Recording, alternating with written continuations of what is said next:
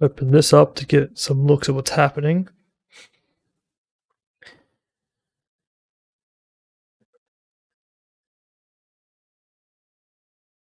Make sure it's all going live. Cool, we're good. Just make sure the audio is working fine now. Maybe a little bit too close, I guess.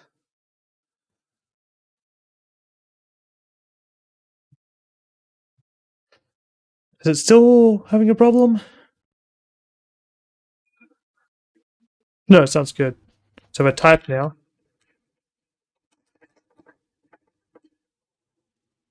And then pick anything up. Awesome, that's what we want to see. Cool. Cool. So what I've got my stream open. I've got no audio being picked up on the desktop. So awesome. It's kind of awkward actually. But this should be fine. Day one, let's go. It sounds like the sound from me is a little bit inconsistent. So I'm gonna just lower this. I don't know. Maybe about 2 decibels? That's really loud. It sounds really loud, so we'll see. Cool. So now that that's set up and that's fine, I'll just check on the YouTube end, make sure the YouTube is working fine. Cool, YouTube sounds fine. Pause it here. Cool. So there is this thing that oh, did I just close the wrong thing? No. Cool. Well, those two are open. There is something I do need to do though at the start, which is I want to try and get some background music going. Which I think would be good. Problem is finding acceptable background music to play. This microphone being loud is interesting because it's never really been loud before.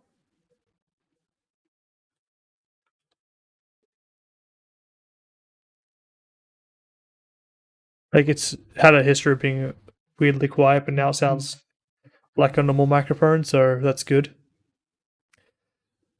Depending on the situation, I might change the location of it. Yeah, so this stream, the goal is to, I think, aim for another.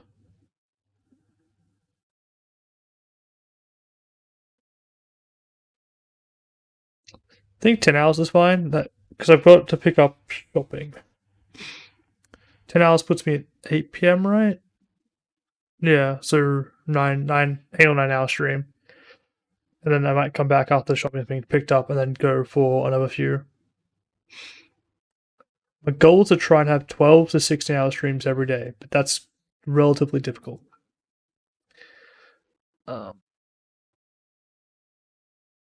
there goes some. Oh, right, I have a plan B music, which requires me to do some other stuff. So I'm gonna put the other stuff I had on the other day. I think it's from something.io. I think it was artist.io, right? Yeah, there we go. And it was apparently just a bunch of royalty-free music, which I guess I'll find out. I get a copyright strike in 30 days or something. Music.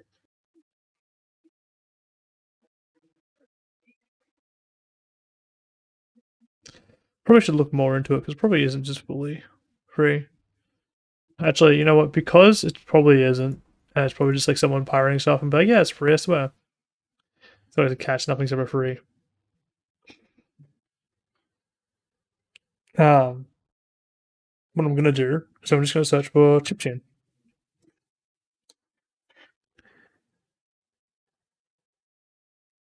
This is searching on my end. Oops.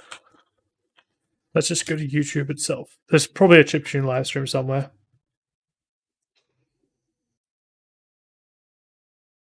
Random chiptune lives. Radio 24/7 music. Let's go. Now I can go to this. I'll actually mute the microphone because I'm a little bit concerned it's just going to be like excessively loud. So now it's out of the way. Might have heard some bumping. But now I can turn this on, which is good. Then, after a little bit of testing, I'll just see how loud I am in comparison to it, which I think now should be fine. Okay. Okay. Alright. I need to be able to quick mute this.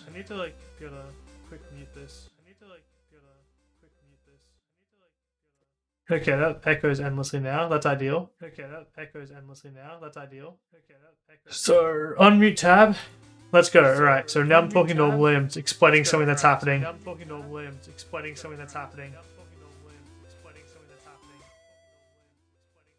It's awkwardly hard to actually do this without hearing the echo too much.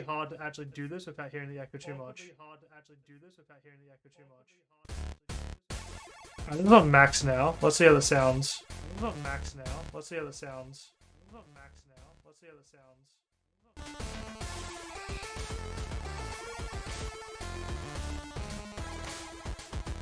Let's just mute this. I also realize I'm not recording, which I like to have that just happening in the background.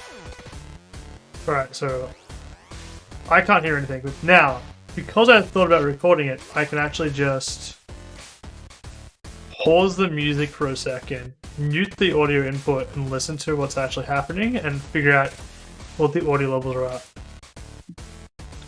Which I'm going to do exactly right now. Which I need to do this.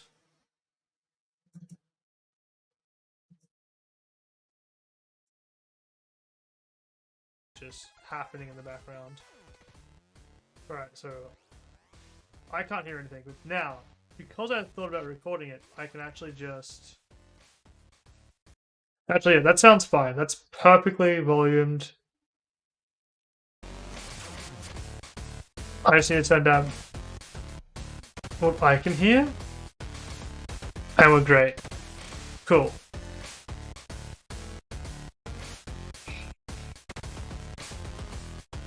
Cool, we've got music now, to some degree.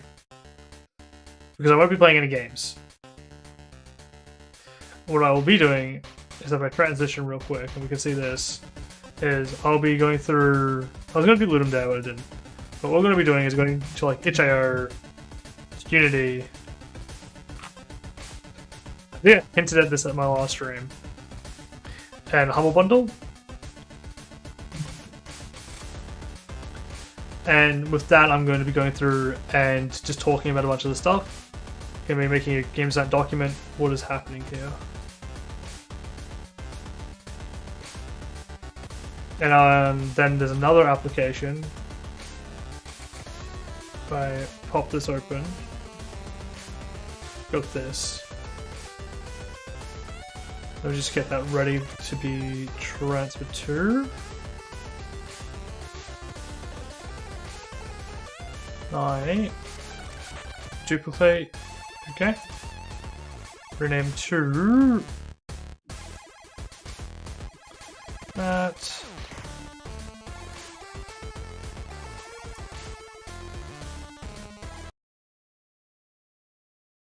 The music stopped. It's buffering. That's interesting.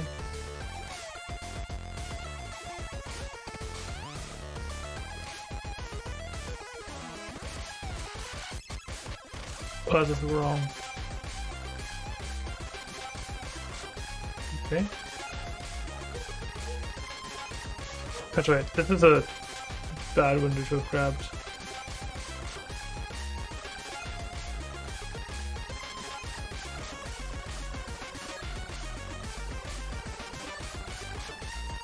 Okay.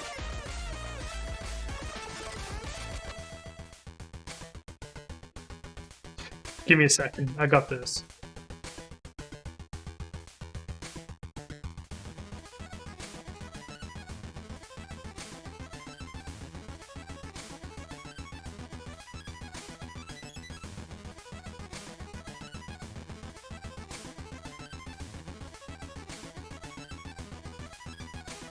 Why can't I see it? Why is it invisible? Can I not capture it?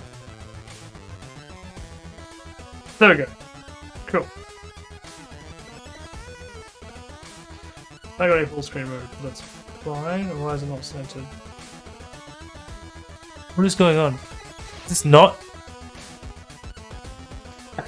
No, that's the entire screen. What?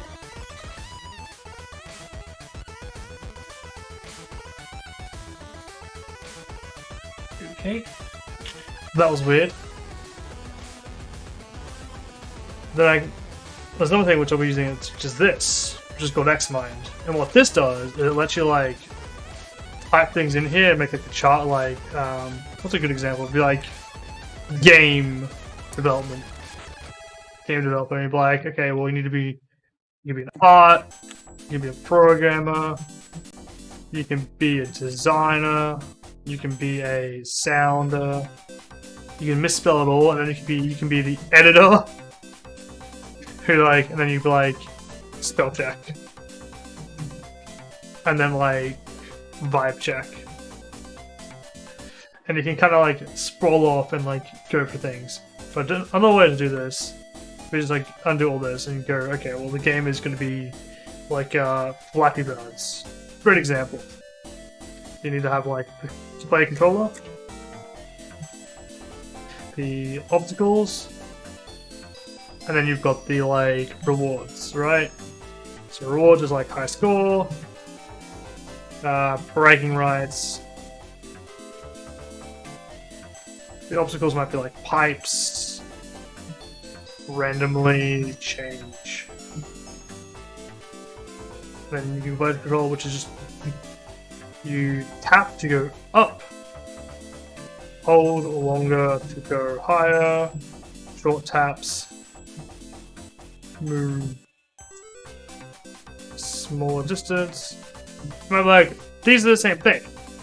They're different. Just a weird distinction.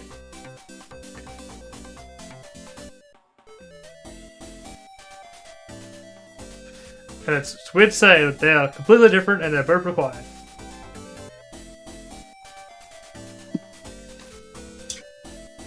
Yes. As indie developers, we don't need that distinction. As we are the sole developer, everything we do, we know is right. And the best part is that we can tell, and there's no one else who can tell us that we're wrong.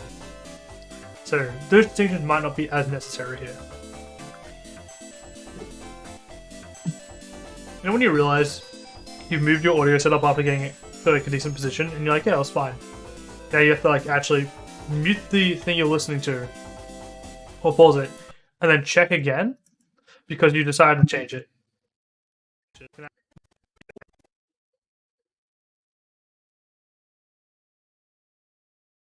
And now we just have to wait for it to actually play. Also, this looks weird. You've moved your audio setup after getting it to like a decent... Alright, now it sounds fine. Let's go. That's a W. I mean, the audio might be like, the background music might be a little bit quiet, but that's fine. You also probably don't use words like this. Something I am considering doing is talking a bit softer, a bit easier. I think just slower. I like to like go head fast, really strong, really quick, but I think if I talk slower and just easier and lighter, a little bit higher pitch, it's more easy for people to watch and understand. It sounds better. And I learned this because I was playing online games. When I talk like this, I got a lot of people saying they like my voice, it's really soft, it's really calming. And so I'm just gonna try and talk like this the entire time, and then maybe it'll become my natural voice. But I didn't get any compliments talking normally.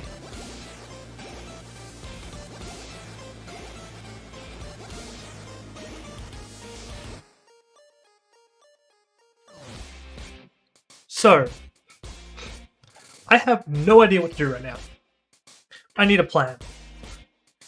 And so we need to make a plan. And this is where Xmind comes in clutch. Making a plan.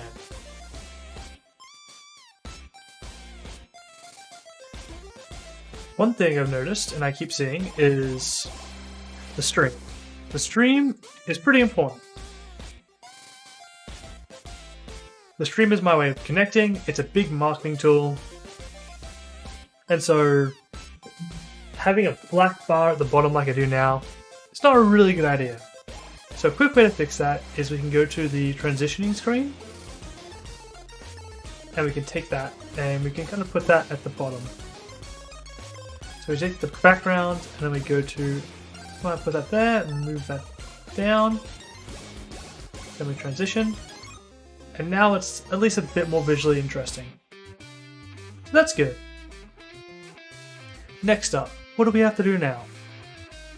Well, oh, that's the wrong one. Now we need to think about the games we're going to make. So how can we rephrase this? We can just say games. And then we can go platforms. Then we can go mobile.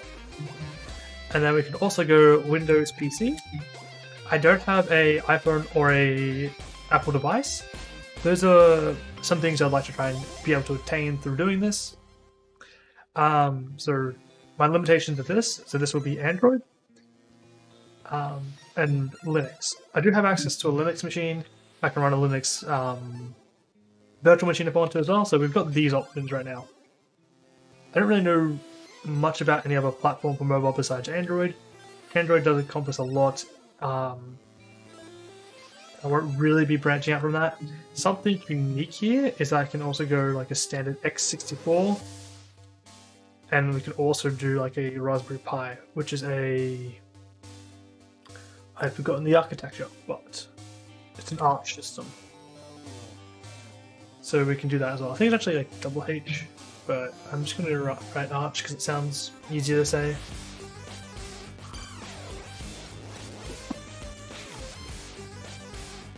Cool. And then stream, it will be showing every step of a developer's life, of a indie developer's life. I can also write the goal. I guess like I need to make 60 USD. Was it? I think it was 60 USD per day. Which, that's a win. If I can make $60 per day, I'm winning. My time limit? 1 month. I think it's 1 month. Let me check. How much money do I have to achieve this?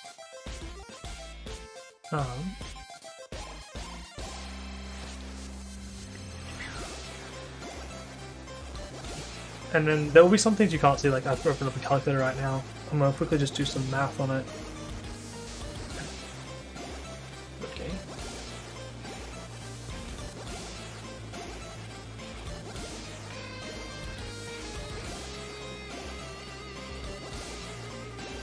I've got about a month. I've got a little bit more than a month, but I'll probably need to spend some of the money. Actually, no, I've got about 2 months. And that's me being very, very frugal. I also have things I can sell if I want to continue this. I think this is going to go well. But for my expenses and everything like that, I've got 2 months to do this, which is a long time. Like, that is enough time to get through.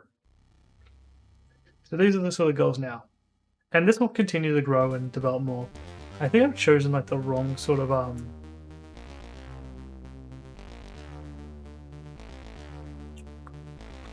tree to start off with this, but that's fine. So I'm pretty sure if I really need to, I can like just copy all this and put it somewhere else. Like uncontrol click this. I can make a new one and make it later. So that's fine. But this is like the general overview, right? So we have games, we got the platforms,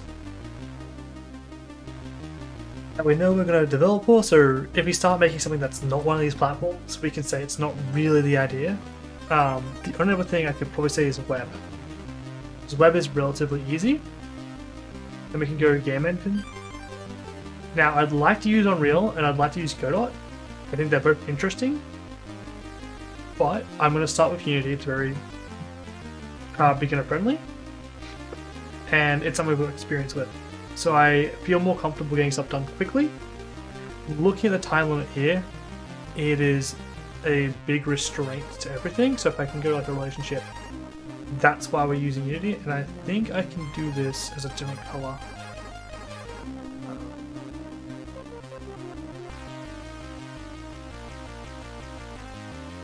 I kind of want to do this as like a.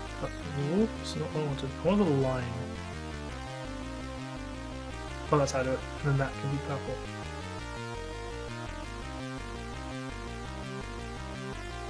And then. I like doing dotted lines. Just, I don't know, it's a bit smoother, more elegant to me. But this is what I'm going to try and do. And I'm going to look at like what's the restrictions, where my limitations are. So we've got the time limit of 2 months, and because of that, we know the restriction of the game engine. Instead of pointing it towards Unity, we actually were going to point it towards the game engine itself. Because that's the limitation there. Now the stream could bring in revenue. The games of what we want to bring in revenue, we want to be a successful game developer, not a streamer. But if they help each other out, it's awesome. And so then we also have marketing. So how are we going to market ourselves? Well, we've got social media, and we've got ads, advertisements. The restriction here is money, right? So we need to bring in more money than we cost with this limit, right? So we can write a relationship to money here with the advertisements. I'm gonna bring this up here. Like this, and then bring this down here like this. And I'm going to give it the dotted treatment again. I just like it. I could probably set that as default, but as you can see, I'm in trial mode. I don't know why it lets me use trial mode still. I don't really do much with this besides just kind of use it to plan out what I'm going to do next. So, yeah. But looking at this time limit restriction, money is there, so advertisements probably not a good option unless I think there's a good return. Now, once money starts being made, say I'm making double this, right? Okay, well, I'm going to try and put all that back into it, so I'm going to use it into advertisements then. Actually, and it's because of that, I'm going to limit this money to here. Social media though, we've got multiple platforms. We've got Twitter, we've got Reddit, we've got Tumblr. I think it's Tumblr. We've got YouTube. What else do we have? We've got... Twitch is one as well, which we'll be using. We've got TikTok. There's Facebook. Which might be Meta. They're the first ones that just sort of come to mind. What we can do now is if I bring this to this, I just transition. Oh, it's got an image. That's actually not the worst. But I'm going to take the image from here and put it here, bring this down, turn on off, and then we're going to transition. Cool, so now what I'll say here is... what's a good thing to say here actually, I'm not sure. Social media platforms.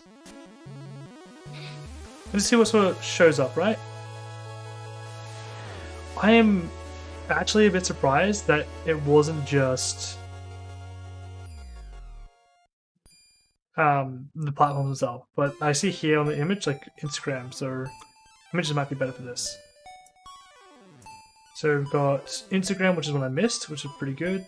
That is, I think, TikTok. Snapchat?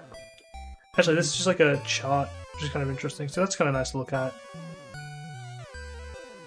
Yeah, Snapchat is like weirdly popular, so maybe we should like look into Snapchat as well. Okay, so we've got monthly active users, so let's click on this and just scroll down to this. And look at this, a bit larger. That actually made it worse, nice. So, we don't know if this is correct, we're taking things at a glance. But that's good. we don't need to know what's the best. What we kind of want to know is what exists. And so, popular social media platforms.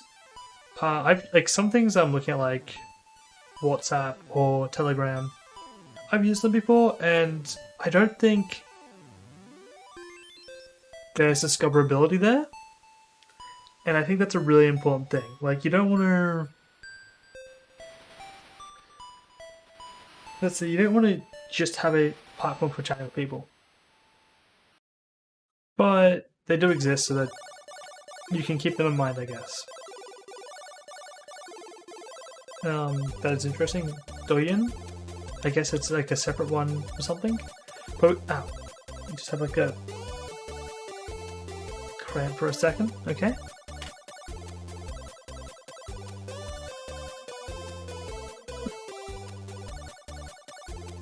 But that's good. So we see Facebook has a lot of users, but we don't really know much about it.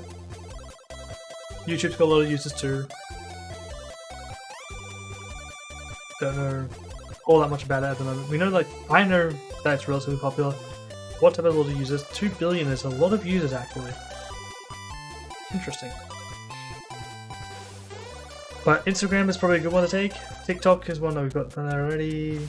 Snapchat. I know there's some discoverability. I've never really looked into myself, but something to consider. And I kind of have a plan for content that would work well on it anyway. There's one called Kaishao. I don't know anything about that, but let's just do that quick look. How do I spell it again? Oh, I spelled that already. Kaishao. So what's this?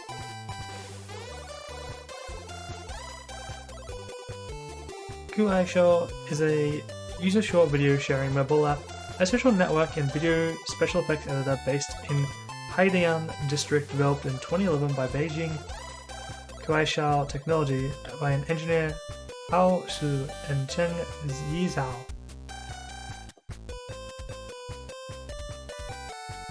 Alright,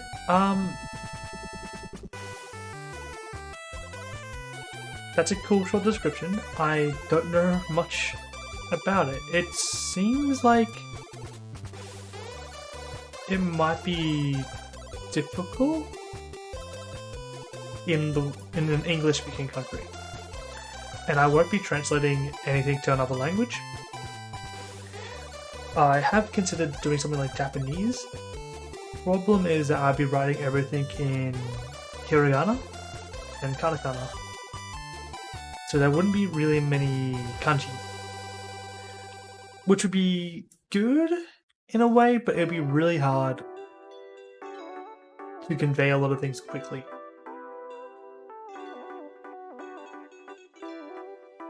And I'm also not that well versed, so I might say things that are probably culturally inappropriate.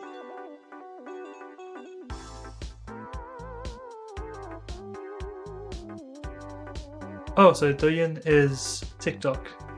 Okay. It's weird that it's listed twice here then, so maybe it was just a mistake, or maybe this is separate numbers depending on, like, that's like the rest of the world and that's just in China alone. If that is just China alone, that means I think half of the population almost is on it? That's insane. Actually, if we look at that, that means... I just realized how big these are and how many people are on them. Viber. Yes, there is a Japanese country there as well. Okay. I'm gonna stay away from this one for now. Though it is interesting, like Brazil, Pakistan and Indonesia. If they're big regions, that's something I should consider as well. I know Brazil and Indonesia both have a lot of English-speaking people there. So even though it's not necessarily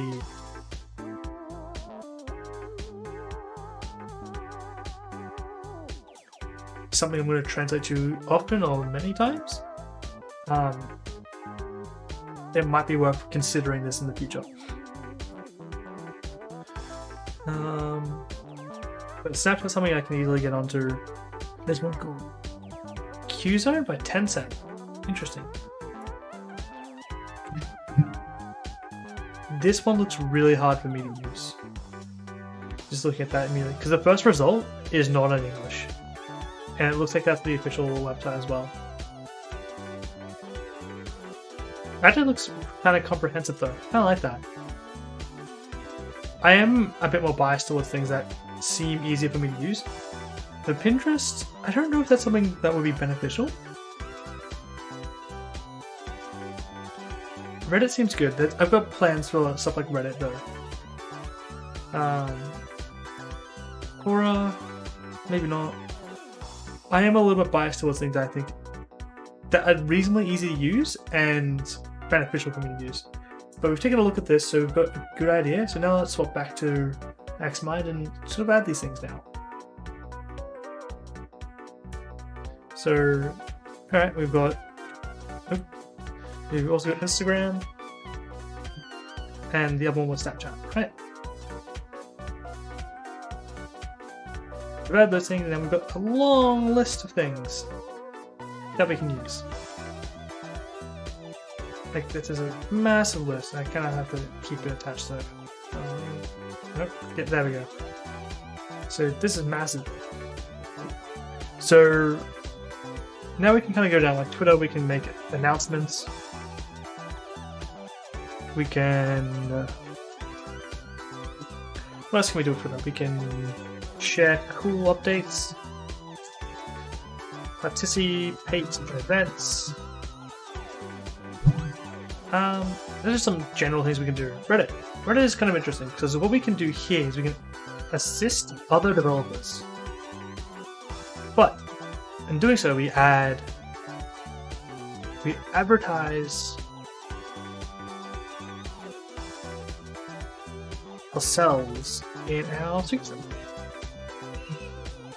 So we could say, for instance, there's like someone going, "Hey, I have a problem that my compiler is spitting out this error."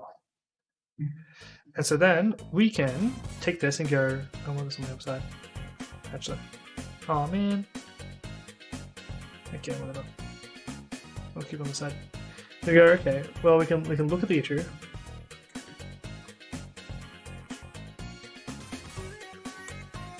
Then from there we can then suggest things, and then we just passively advertise. Like every time we do this, right? Just have our and the signature. We have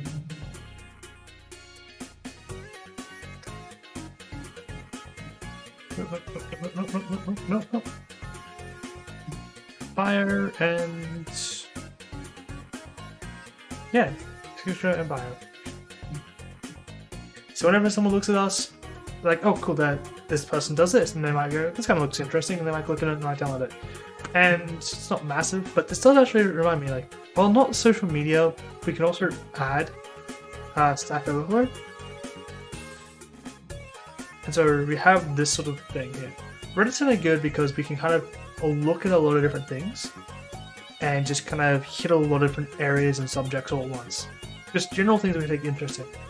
And I'll kind of show you what I mean by that later, but that's something we can do. Tumblr, we can like write. So then we can kind of like link Twitter. Oh, no. We can link Twitter to Tumblr later. We can YouTube, we can make shorts. Small, nice mid-length tutorials, trailers, advertise, which is like advertisement. So there's just all the things that we can kind of do, and there's a lot of stuff we can do. And one thing we need to do is we need to also optimize. I want to swap marking to be above optimizer. Not in like the sentence. We can actually delete this now. but we will need to optimize a lot of this. And if we don't optimize, we will not succeed. Because this alone, you could do this the entire day and not be done with the one day of progress that someone worked on. Like, a few hours. And so, a lot of it will just be the same content on multiple platforms. And that's fine. I think that's actually better because you don't necessarily want everyone to feel like they're missing out constantly by not watching your stuff. Which maybe it's a good idea. But we're gonna aim for a lot of things just being pushed out at once. I think TikTok is a questionable sort of thing for me, but we'll see. I plan it more to be like glitches and funny exploits and can you beat this game and just like random taunts and stuff. I think it's a good sort of place to act. I think with a bit of time, like this we can refine, but like this list is a lot. So this we can do like progression, environmental, and this can be shorts as well. I think that's it. I don't really know much about Snapchat, so I'll probably do that. And then this is just like comments, helping Twitch, just live streaming, clips. So maybe clips will come through and we can use those clips as like advertisement. And also, having a rolling camera 24/7, that means that we will always have the option to capture that moment. I am only doing it in 30 FPS, so that's a bit of a limitation, but that's fine. It's not like it's needed to be 60 frames or 120 or 360.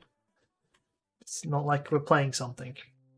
But when we make the game, we want it to run probably at 60 frames. There's a lot of gaming phones that run higher than that, but we don't need that. TikTok, we'll just be doing shorts here, / clips. Facebook Meta, I think I would just be like writing updates like some of this stuff might be interesting because I might have to block out some of it. I want to try and show as much as I can, but I'm not going to give out all my personal information. So if it's requiring like a phone number or something, that's when I'll put the transition on the screen, get that all done, and do it back to it. But the rest of it, completely shown. So I just want it to be done. Oh, actually on YouTube, wherever that went to, I can also do streaming. So this giant sort of plan. So it's kind of cool, it's kind of big. Optimize, so we'll need to optimize a lot of this. A lot of the marketing will need to be optimized. I need the purple because I feel like making them purple now.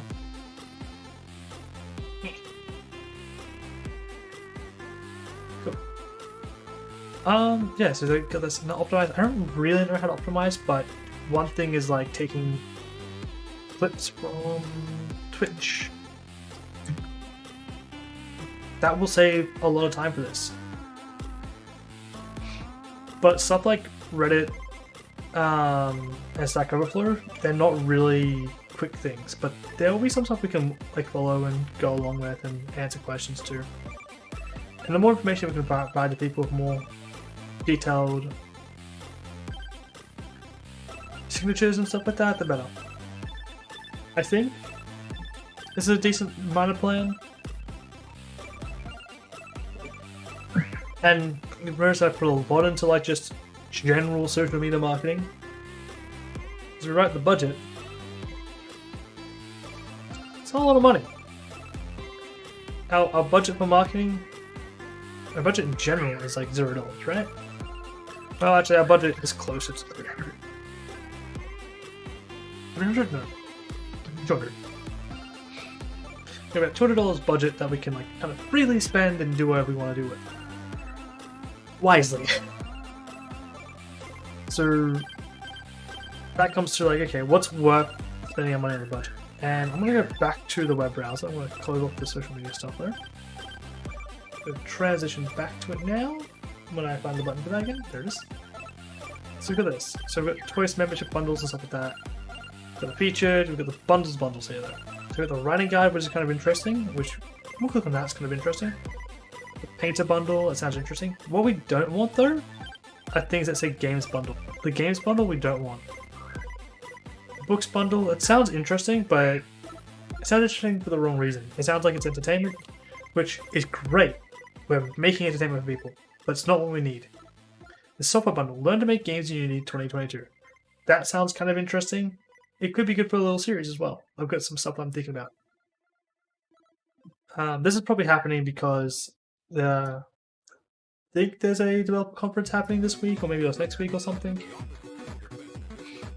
But it's pretty good. We've got that, we've got an Books bundle, Cloud, Instruction Operations. This is probably really good, but it's not what we're making, so we're going to ignore it. Then we've got the Unity Art bundle. This will be a lot of what we need to get going from the start. And then the Craft Game Design. This is probably a really good bundle to take as well. So then we can decide between these bundles what's really worth it. Okay. So we've got the NaNoWriMo writing bundle, which is probably interesting. So you can see this gives us a lot of interesting, well, not interesting, but it gives us a lot of information about writing, is what this bundle is going to do. And that's good.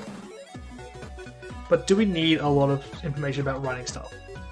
Creating characters arcs, writing memoirs, the truth writing. And then the question comes here is, how beneficial will this be early on?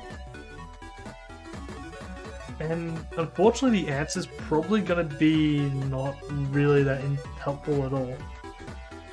At least early on. And I would like to be wrong there, but writing isn't something we're going to make a long-term project. How many days do we have to make this in total? About 60 days. In 60 days, I can write a decent story, and this will help us. But how much time do we have to spend learning these things? Is the question. But thankfully, we've got 52 days to buy this bundle. Now, if we make a significant amount of money while doing this, we can go, okay, well, this is actually might be worth grabbing and reading through and go through all these books. Which actually might be a good idea. So we can keep on the mind that, like, okay, we've got 52 days and it's not important for what we're doing right now. Because we're making mobile games that are short and quick to make. So we can close this one off now. Anything but ordinary Painter bundles. The Software bundle. Okay, cool. You got something that sounds like Photoshop, but not quite. Mind Manager Essentials. Year subscription. What is this?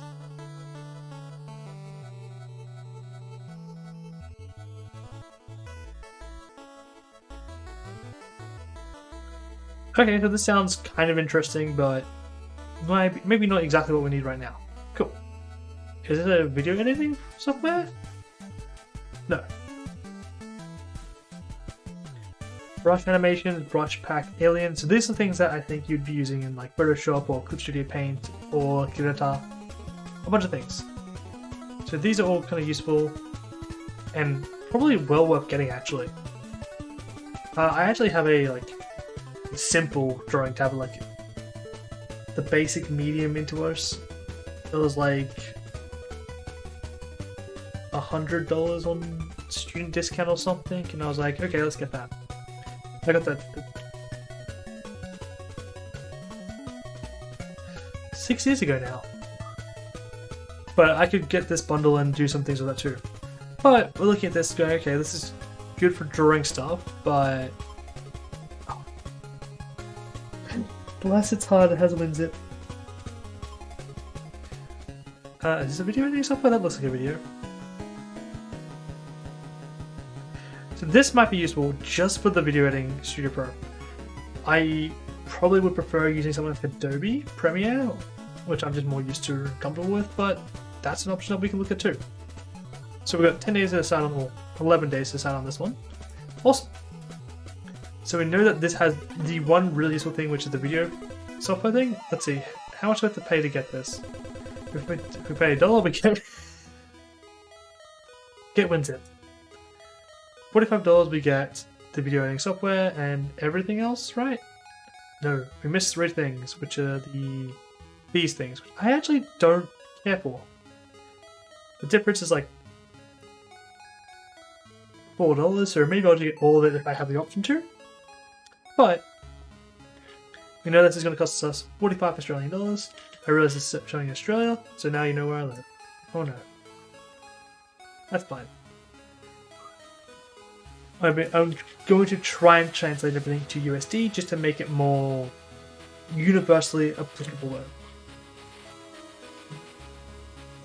So, we know that this will cost us roughly $30, and we'll get a video editing software out of it. That's kind of useful, so we can keep that in mind, that this one has a video editing software we don't need right now.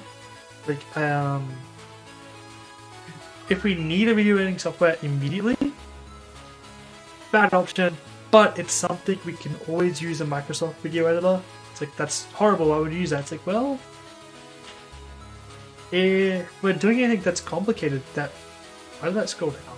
Did that actually do it? Right. Oh! If you click the top, you jump back to where you were. So we go this way, go top and back. That's cool. Just learn something new. But if we're doing anything complicated where the Microsoft Video Editor wouldn't work, then we're probably wasting our time right now. And we could do other things that will probably bring us more revenue, which means then we can get a better software later on the line. Right, we've got this one now. Now this is interesting. 13 hours, 9 hours, 18 hours. There's an asset pack here, so that's actually good to look at. So I think asset packs are something that we really want to take on early. That one's probably not useful to us. We'll go for the solo level. So we get two things that are actually kind of really useful here. We get asset pack here and an asset pack here. We get two asset packs, which are cool. And these we can use to make games, which we can use to make money, which we can use to buy more things. I'm not an artist. I'm going to be almost exclusively using broad assets off the Unity store. And I don't think that's a problem. And a good way to get assets early on is through Humble Bundle. And another good thing is, like, you see this and you're like, cool, maybe I really like this one. And then you'll go to developer Game.TV. It's normally $30. Okay, well, it's got all these different things here, but does this just come for free? What's going on?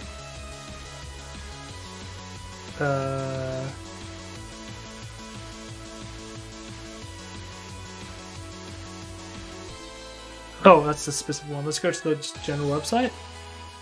So it's got courses. But can we... Oh, there's actually got blended courses too. Maybe it's meant to just teach you how to make things? Or is that teaching us how to make them? No, it's got stuff here. I'm very confused. Okay. But these two things will be useful for us.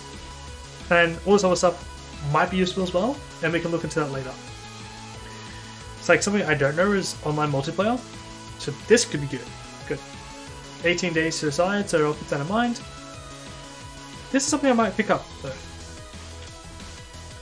Because a series I'd like to do is like grabbing these bundles and then going through them and seeing how effective they are at making stuff and what can I really learn from them and what is useful.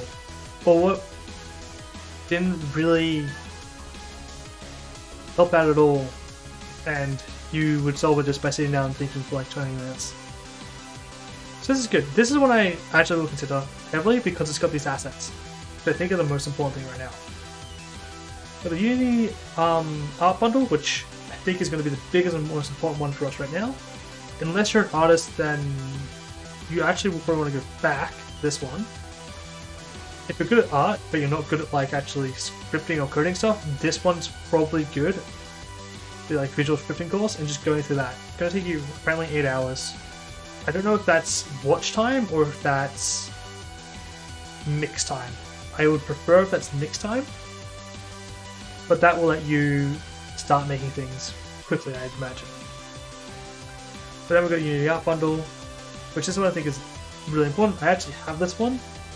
One thing that attracted me to it was the polygon dungeon shaders, but not only that, there's like general like there's a lot of stuff in this one, which is really good. You've only got 4 days left to get this one, but you've got sound effects, you've got anime shaders and tools, so you can take this one, you can then change it again.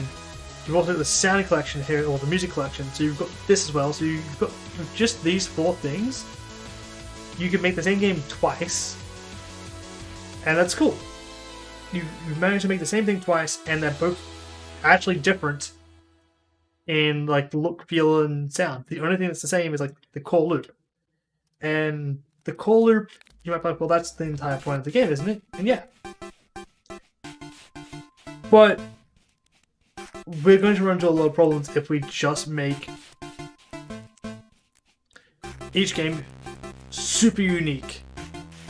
We can make a game multiple times, like we can legitimately make the same game multiple times, and one of them will more than likely sell just because it looks more interesting than the rest of them. I think these two combined are going to be really, really good. I think going afterwards, going to like Inti Studios and grabbing all these assets and combining with more of like this animation style stuff is going to be a big sort of first hit for any of the stuff I make. I think if I'm going to make any sort of like progression towards like being self-sufficient with this is the requirement with these two. And then grabbing more like music collections. And down the line, the more money I have, the slower and the bigger projects I'll be making.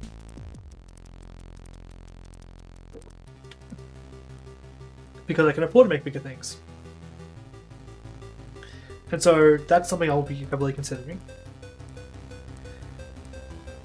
And I might actually start ordering like custom art and custom music. Like, let's say I make something and I make $200,000. Well, then maybe I just contact the person that made all these assets and I go, hey, can you make all these new things for me? You can still sell them yourself, and I'll pay you for your time to make them, and just make as many as you can.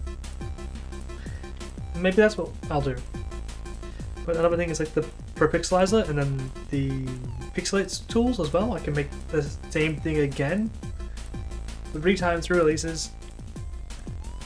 And that works. And then I can take this and I can make something else and do that a lot of times too.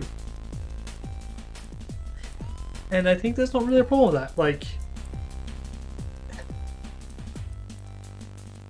I think that will be the first step towards making beneficial stuff.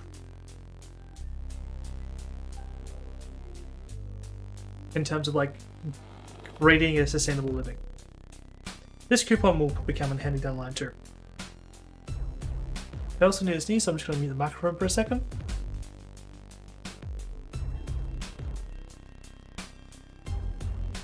It's not sneezing off.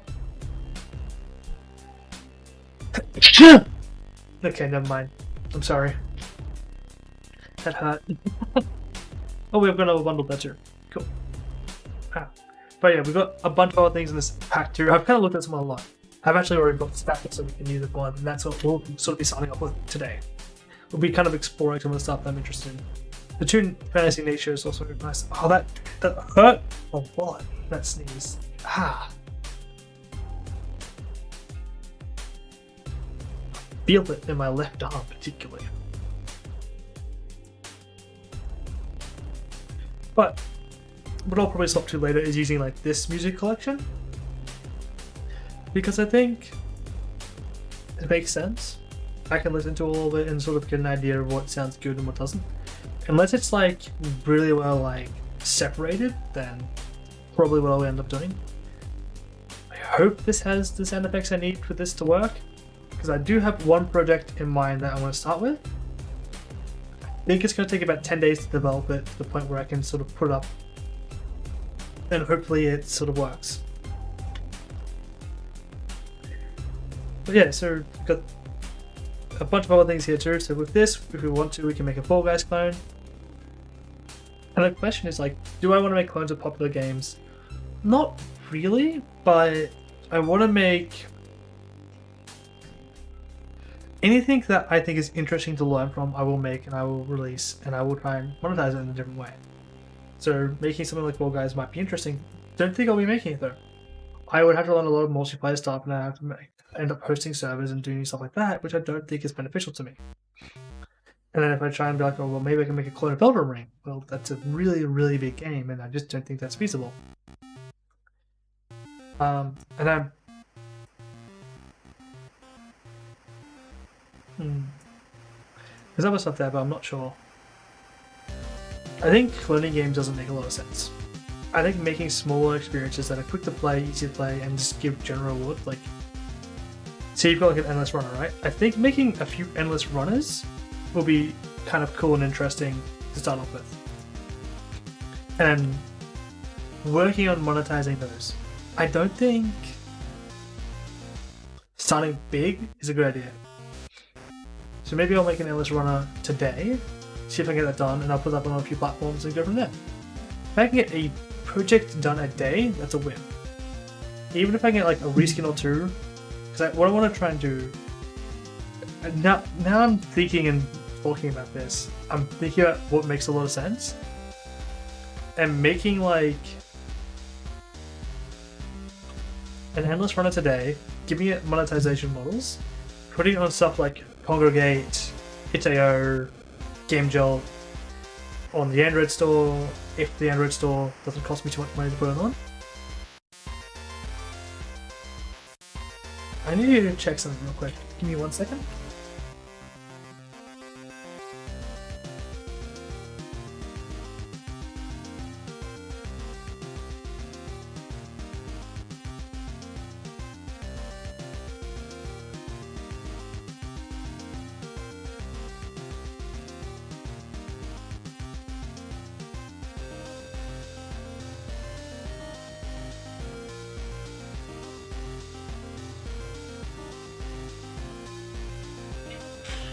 Alright, I'm back.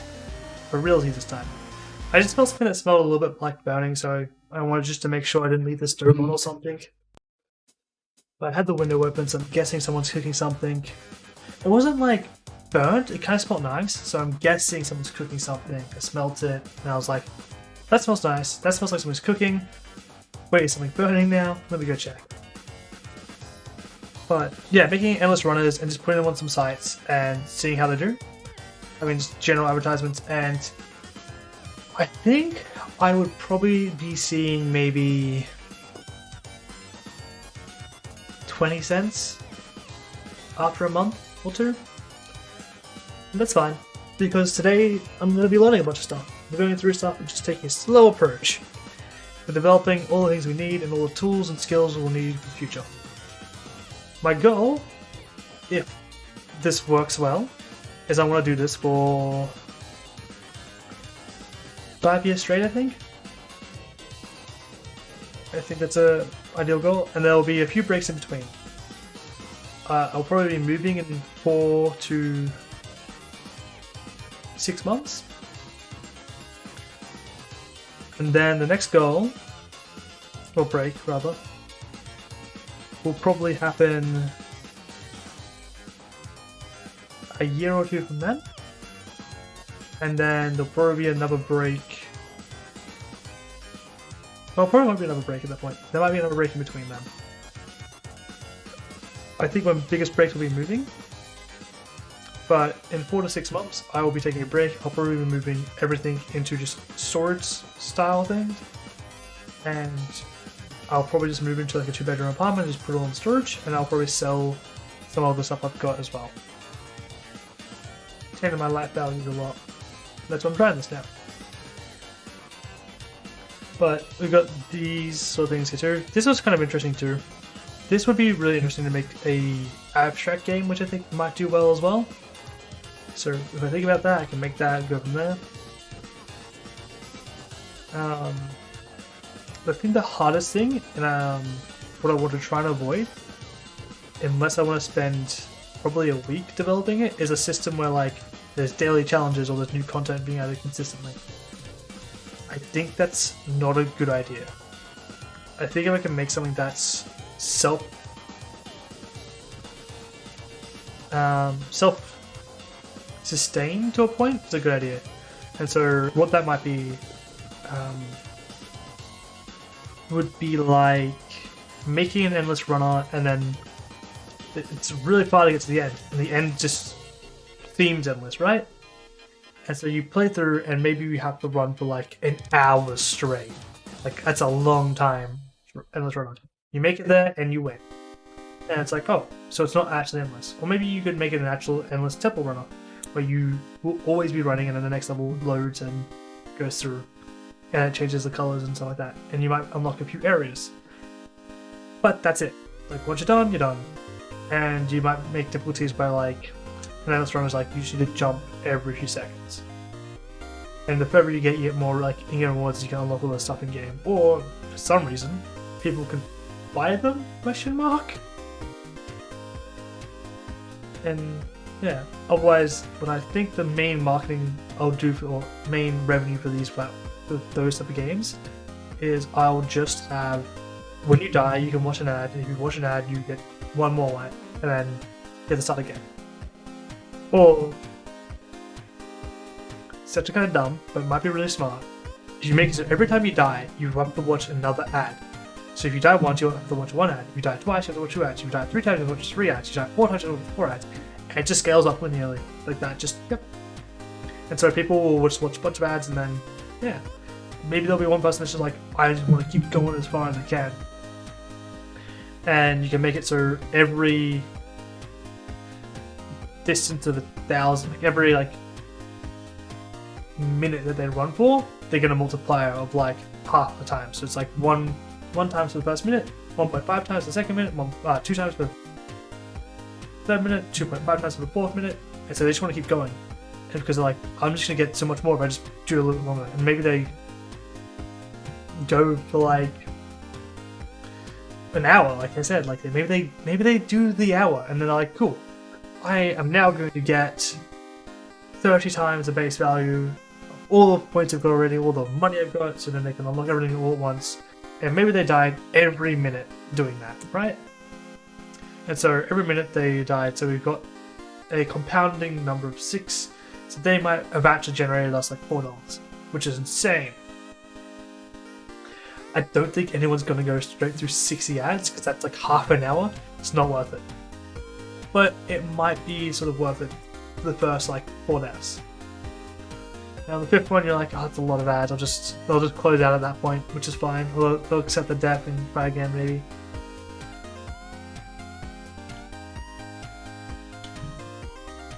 But something like the Eternal Temple, the Polygon Dungeon, Meadow Environment. Then you could throw like an anime shader over all this, and then these cute little guys. Perfect for that.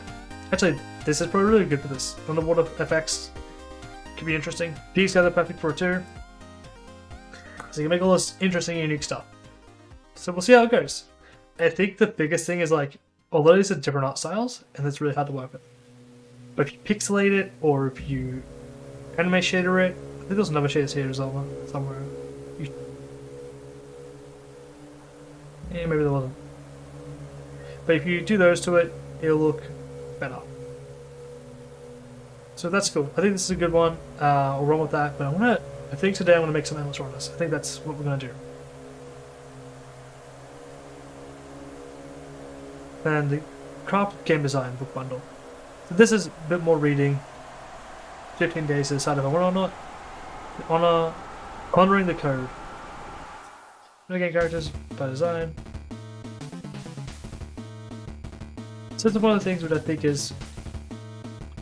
I remember looking this up the other day actually. Oh.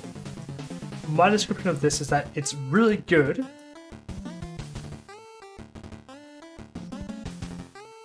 But it does lack in a unique way where it's like.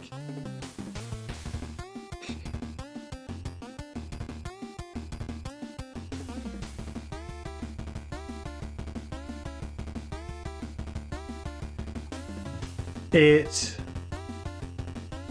don't know how to describe it. All this stuff is just someone else's experience on the same thing. It is one compounding interest on game design, which is useful in itself.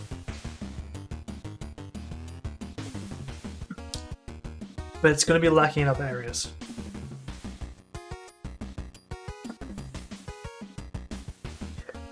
I think these book bundles are great to grab and read. on your phone. Or if you have like a Kindle or something that you prefer to read on, and then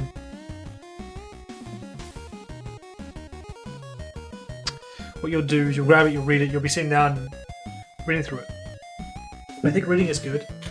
I find it often harder to be able to justify reading all the time, but yeah.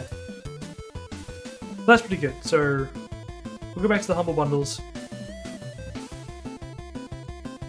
And I'm gonna make my first sort of clip here, I think. Oh, there's another bundle I didn't see here. Wow. Alright, there's 2 bundles here that I didn't see. Let's look at these real quick. Prawn Studio Elemental Spells. So this sounds like just like some general sound effects for 15 days.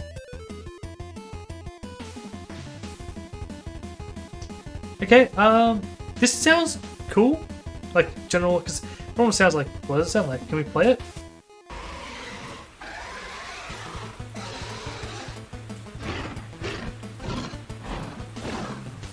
Yeah, it sounds like a monster. So that's awesome. So we got something that we can use. That sounds cool. It's $35. Ooh. It's $23.40. So about $16. Okay. That's kind of worth it too.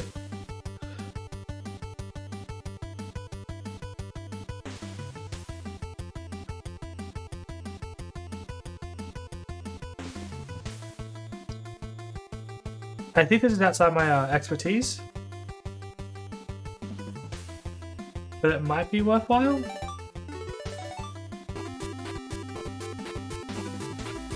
If you game these, I guess it's worth selling. We can mute this. Okay.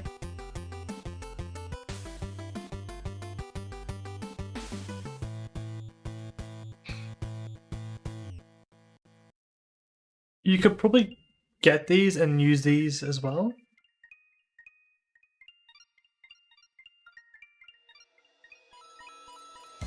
I wonder how expensive making this was.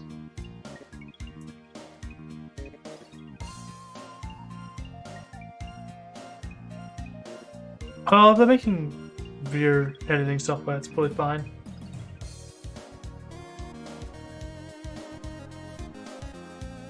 Okay, so if you need video editing software like we were discussing earlier, yeah, you can get it for about $20. Okay, so that's some other things there too. Cool. So, let's take a look at these Unity bundles that they got going here, or the software bundles in general. You've got the Unity Art Bundle, which is definitely worth it in my opinion. I'd grab that, I've grabbed it myself. You can use that as your starting point. You want to make games in Unity 2022. I think this is really useful in certain areas, especially if you're lacking in some places, so I recommend probably, if you can afford it, picking it up. The indie game sound effects, I think this is really useful in the future, so this is sort of thing where if you get some extra money you can hold on to this for the future, then use it when you need it. Sort of like Trump Card. The Painter Bundle and the Content Creator Bundle, I think they're too situational to actually justify using. If you will make use of them, and you know you will, they're good, but otherwise for what we're trying to do here, not worth it. But we get a hard yes on the Art Bundle, we get a maybe on the 2022 bundle, and a maybe on the Indie Sound Effects Bundle, and an X on these two. And we'll look at some more later.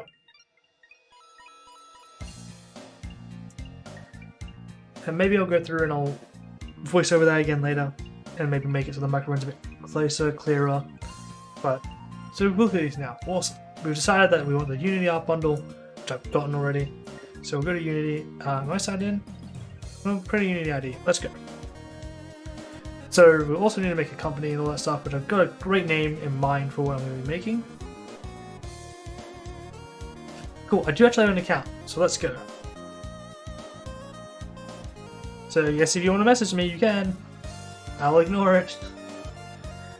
We're going to redeem a product. And because I'm redeeming a product, I'm actually going to transition back to the previous screen in preparation for some stuff I want to add to it there. Ooh, I'm going to have to mute this for a second. Because I'm opening up my other web browser, which I've actually got the code on. And it's going to firstly open up a binging with Babish, and I don't really want to play his stuff on my stuff because I don't think that makes sense to do that.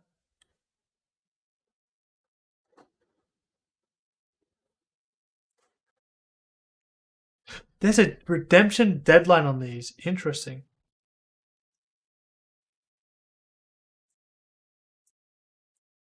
Oh, the deadline for the 13th of November is for the 10% off coupon, which we might make use of.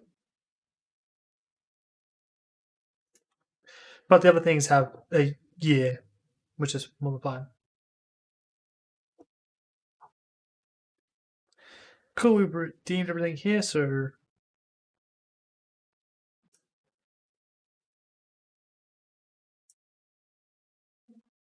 awesome.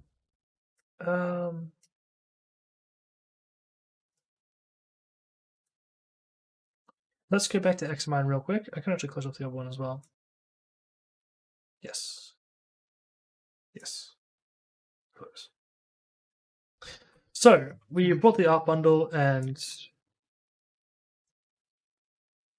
that cost us $30. And we say,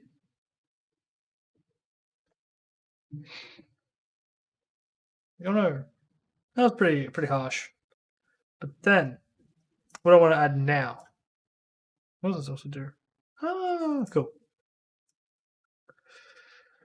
We go back down to the plan, and one thing we've ignored for too long is the platforms, or the release platforms.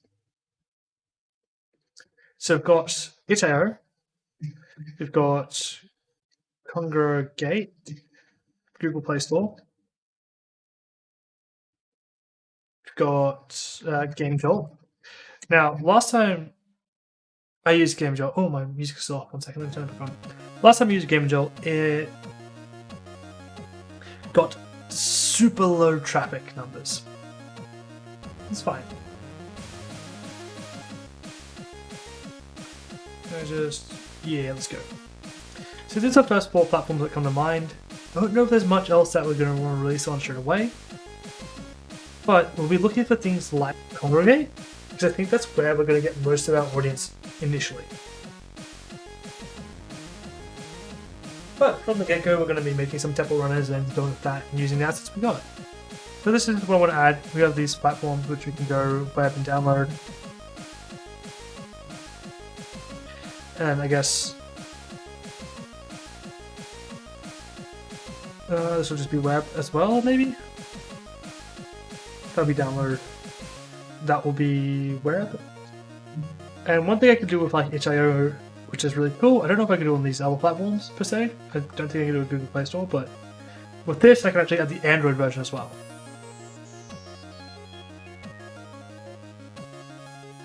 Or I guess here I'd rather write mobile. So cool, we got that. Nothing will be released on Steam. I didn't know that was going to happen. Sorry. Nothing will be released on Steam for most of the time going.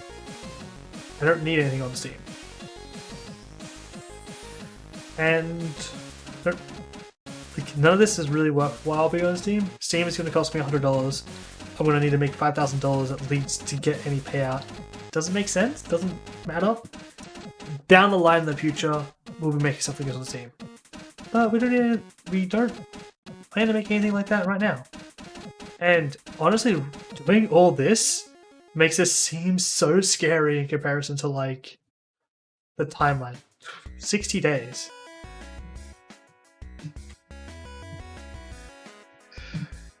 Will it be possible? I think so.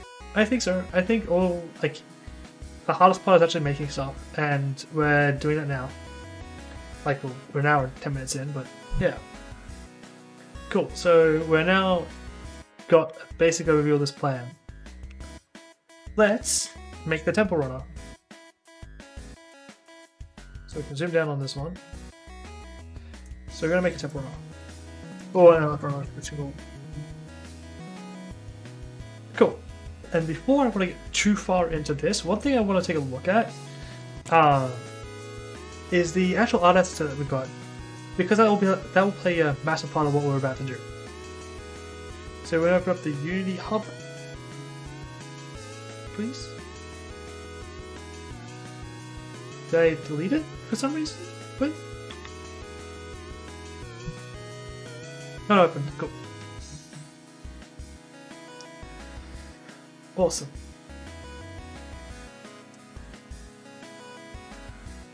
Cool, it's going to ask me to sign in as someone.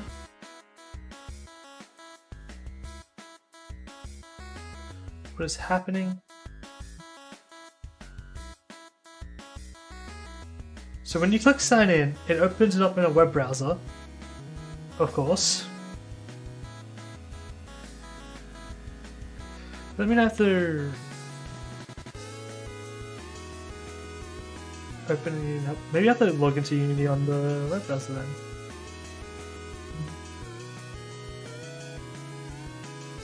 Let's see. Who am I signed into? I'm not signed in. Maybe that's why it's having an issue. This is a bad time to mention that I don't actually remember the password that I used for it. There we go. That's working now. Sign in. I click sign in on the website and it works. I'm good. How are you?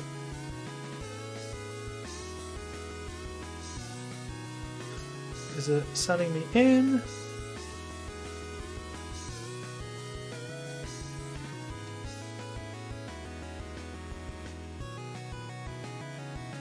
Okay. Oh, I got a problem already.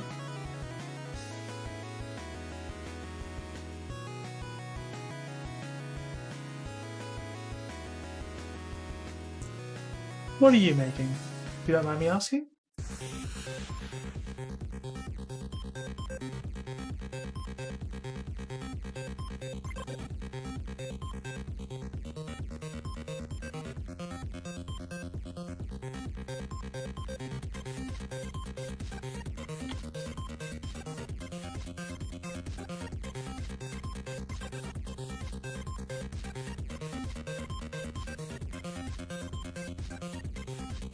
Sign me in, let's go.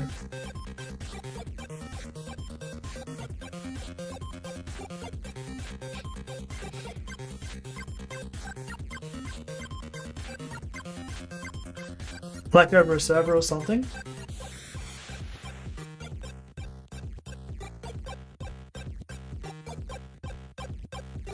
Awesome. And with this I've got the account signed in and all good to go. So now I can make a new project, and the first thing I want to do is make a sandbox.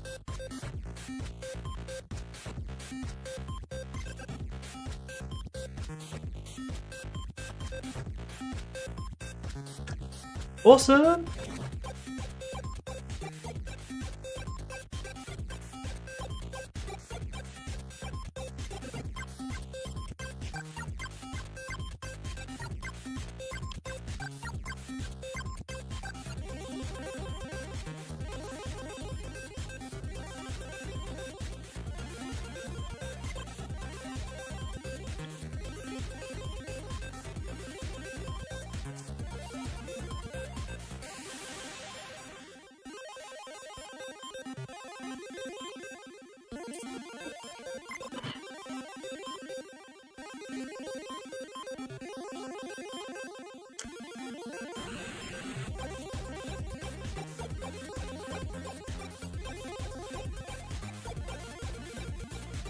I'm currently just going to be exploring the Unity Art Bundle from Humble Bundle and see what they're going to get there. See what we can work with.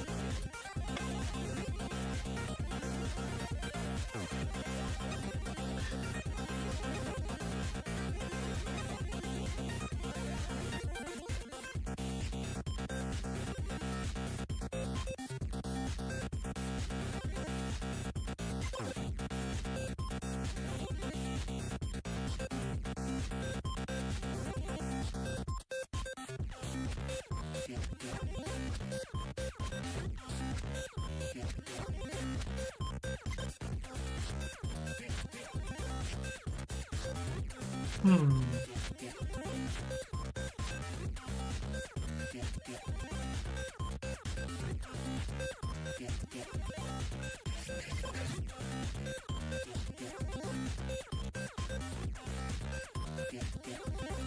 So there are two problems. So you've got the problem where you can't save it, or rather, the current value.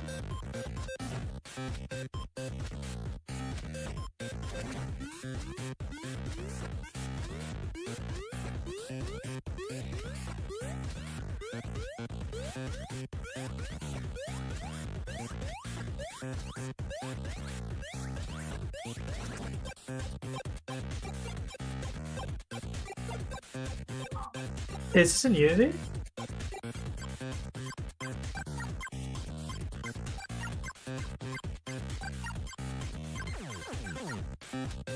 Unreal.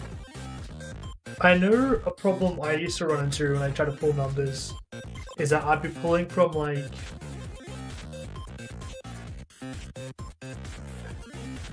I'd be pulling the wrong number, kind of. It would be like you have like a prefab or something, and you can pull the number from that, and its number might be 0, but you've set everything in the scene to be like 125. I don't know if that's the problem for you, but that's something I used to do a lot.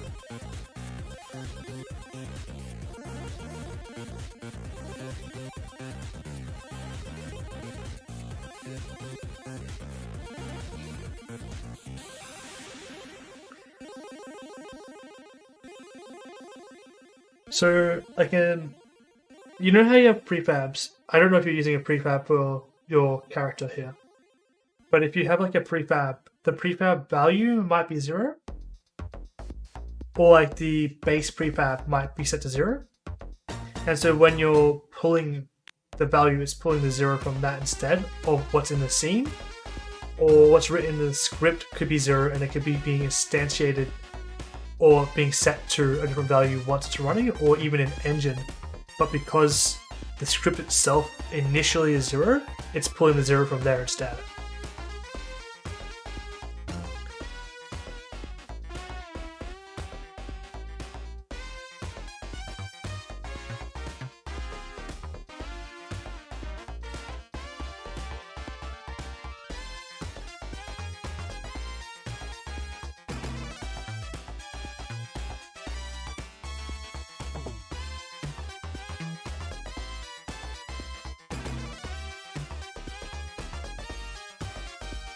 That's some of the problems I've had before.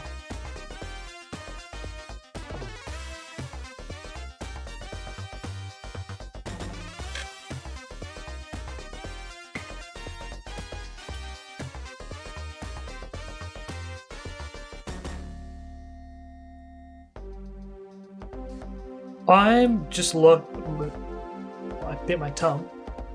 I'm looking at all the different assets that the Humble Unity Art Bundle has. They look like they were pretty useful and interesting, so I wanted to get them and take a look. Then after that, I'll be trying to make some temple runners just to see how quickly I can make them, mostly.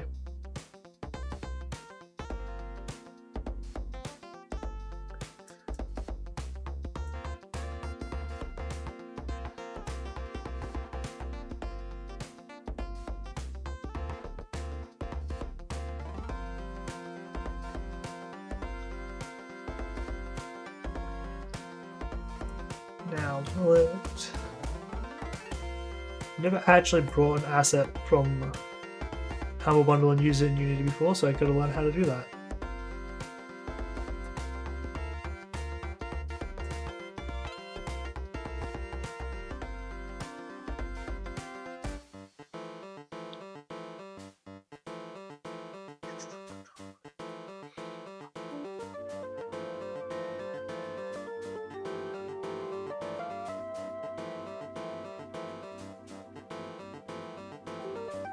Alright, so I jump from right, that's what I would be doing from.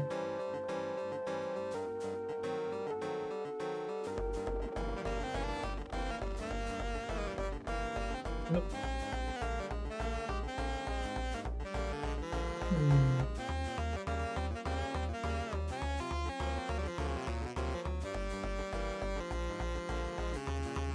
Nothing's showing here.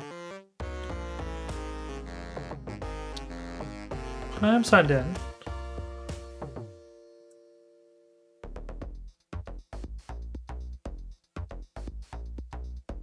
My assets?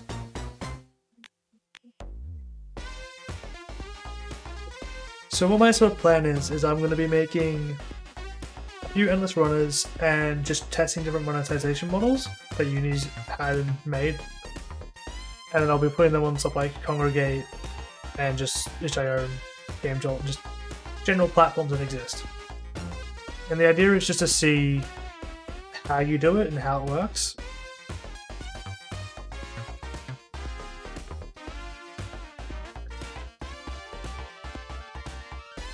I'm a little bit rusty though, because I haven't used Unity properly since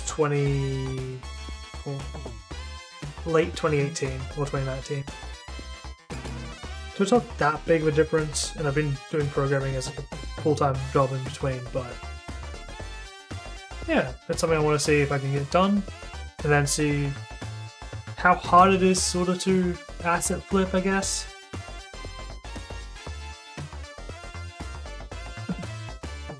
But I don't want to be charging people like actual money for things. I want to be using ads.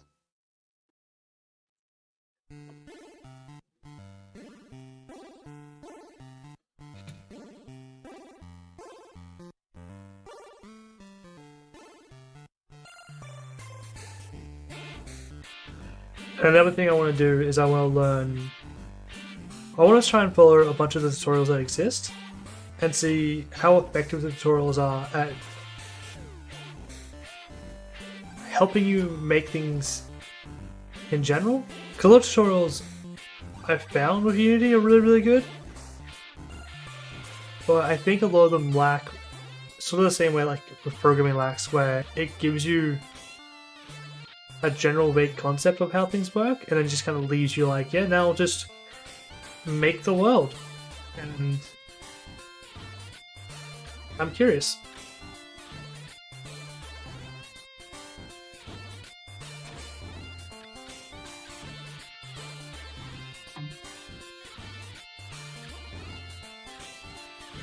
This is also taking a really long time to load. Oh, you can't see the window. Interesting.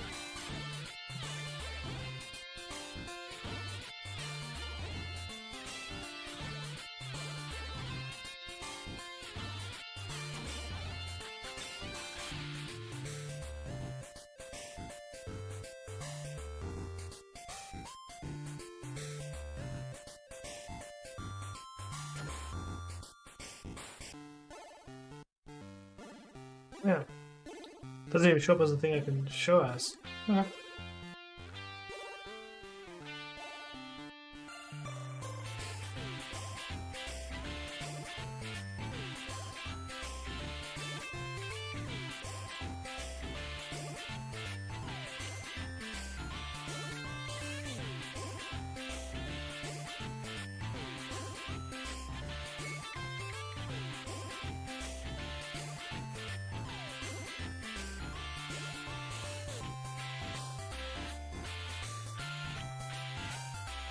This is taking a while. If I put this on now, we can see it. Okay, if I do that, we can see what I've got.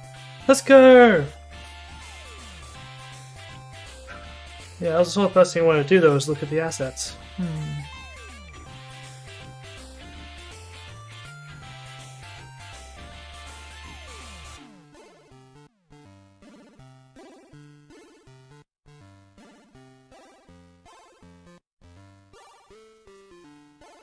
Let's go back to the asset store then. Let's see what we can see.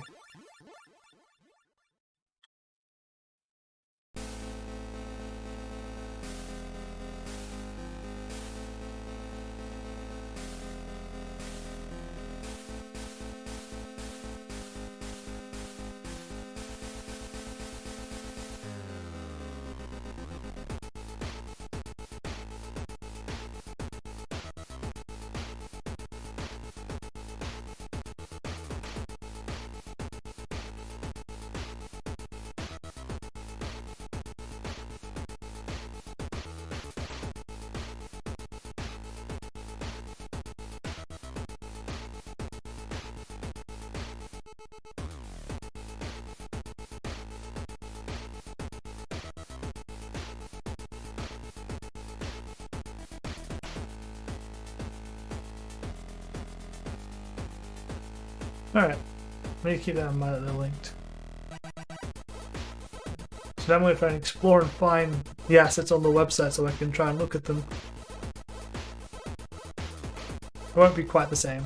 It'll be similar.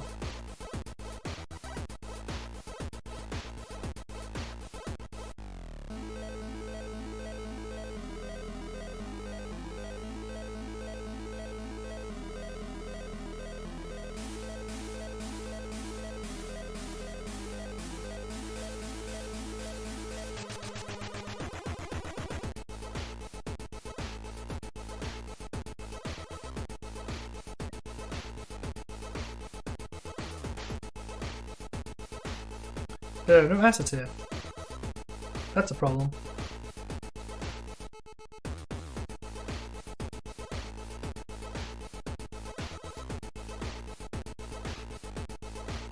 Maybe that's why nothing showed up.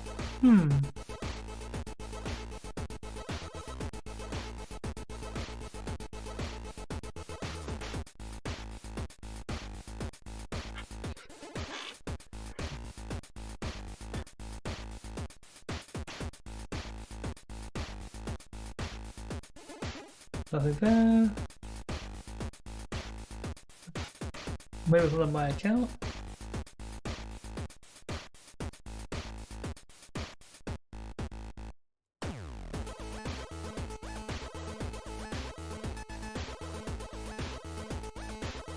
Redeem a parts card.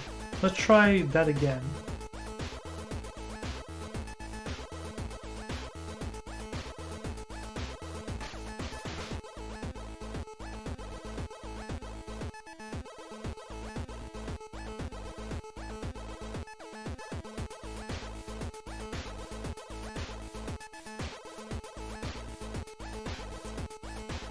Make sure they're the same accounts.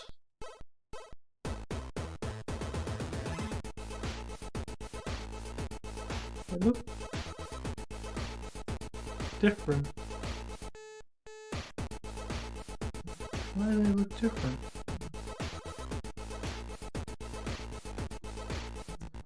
It might be the web browser.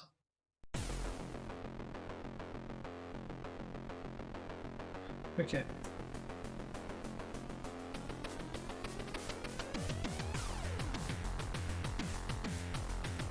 There's a dark mode. Let's go.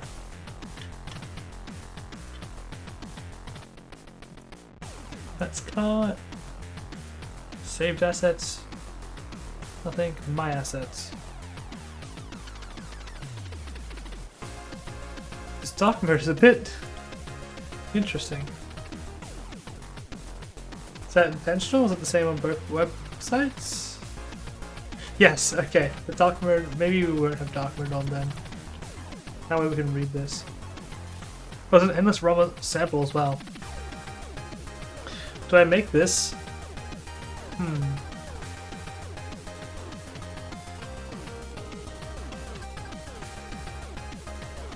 It's actually kind of tempting.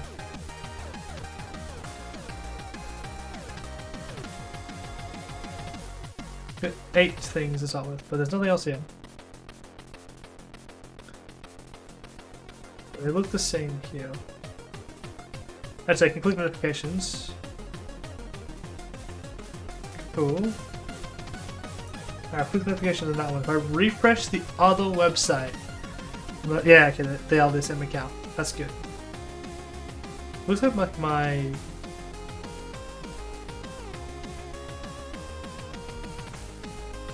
code wasn't redeemed. Okay.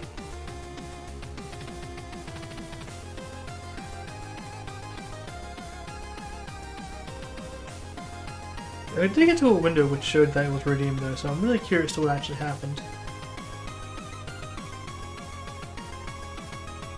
Redeem a part card. Just doing it on the other web browser, hoping that's working better than Opera-GX does. Oh, that is different. Yep, confirm.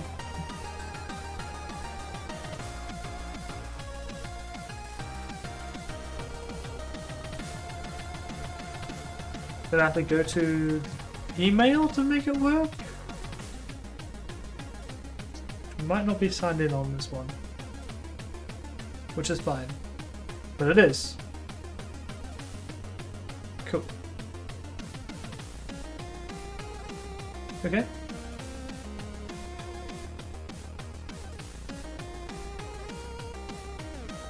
Cool. So now if I go to refresh this page, do I have stuff here? I do! Nice. So we go back to Unity now. Click on my assets. Refresh.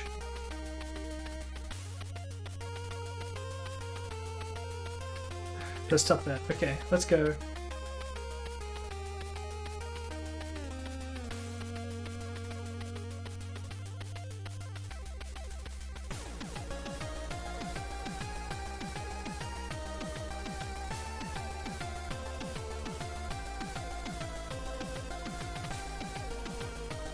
Cool. Now we can see everything we've got here, and we're just going to download it all.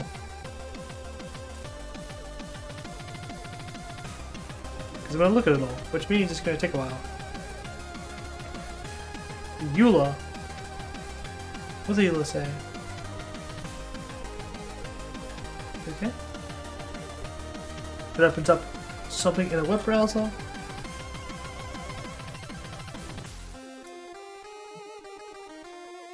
Just open this up on this one.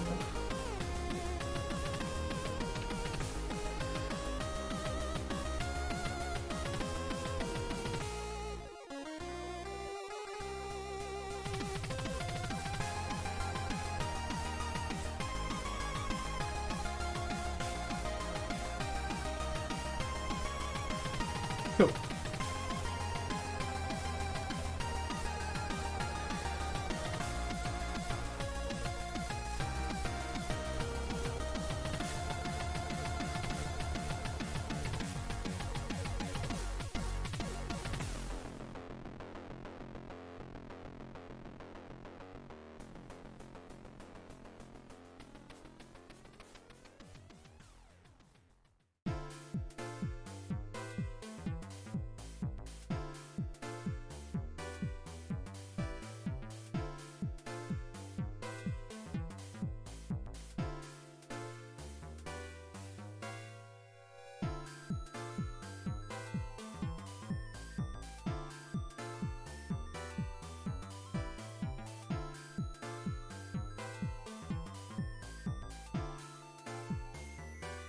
I love that it's all in capital letters.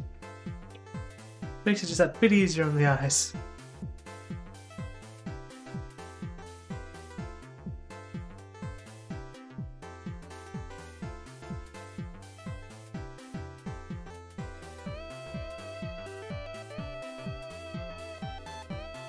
We're halfway through.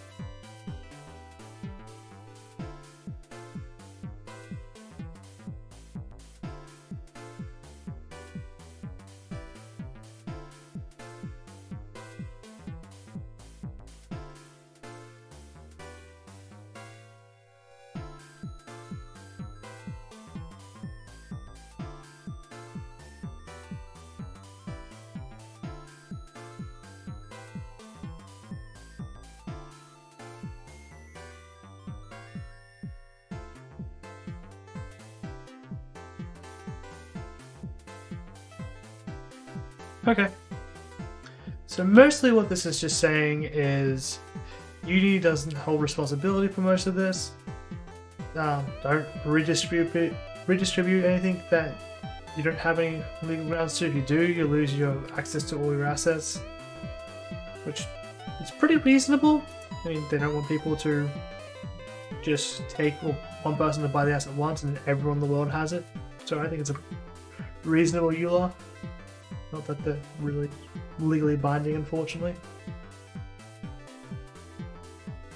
So with that, we'll just transition back to the uni.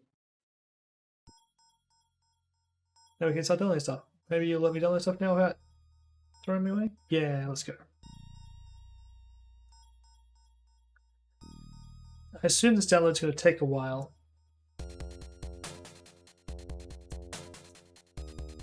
Because I'm downloading a lot. How about having a hard drive space now that I think about it?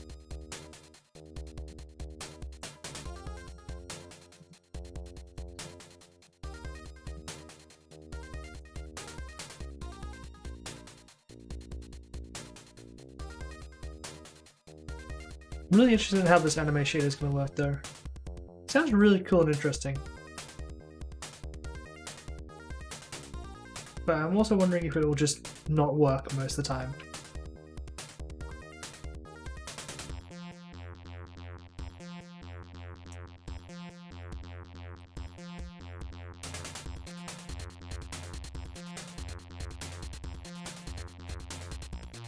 Okay. This looks different. Cool. Let's see.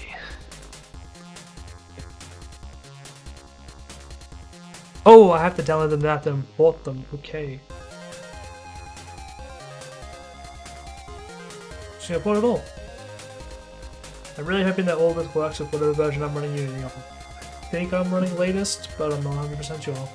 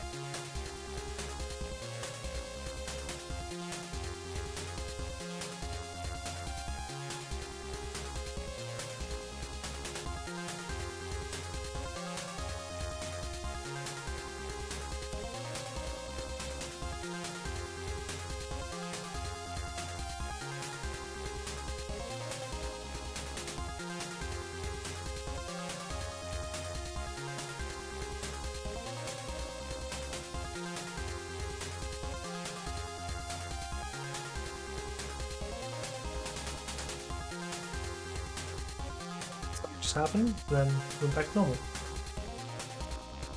Ooh.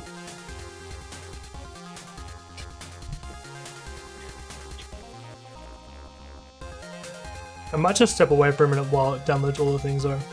So I'll be right back in about 2 minutes.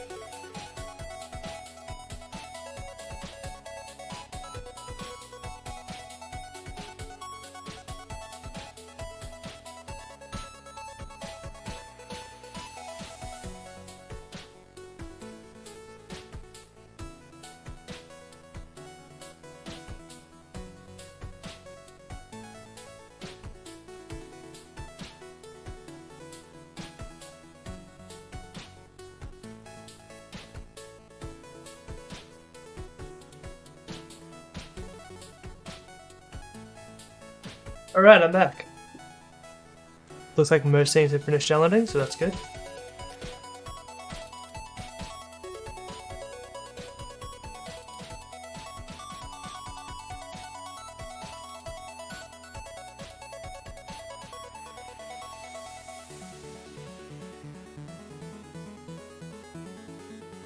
So now we just need to have the most things imported.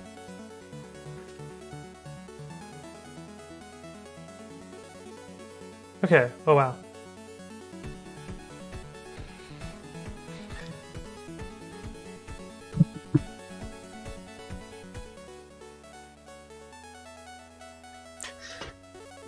I think I'll probably end up using the Polygon Dungeons kit, just as a first sort of thing I'm going to be using.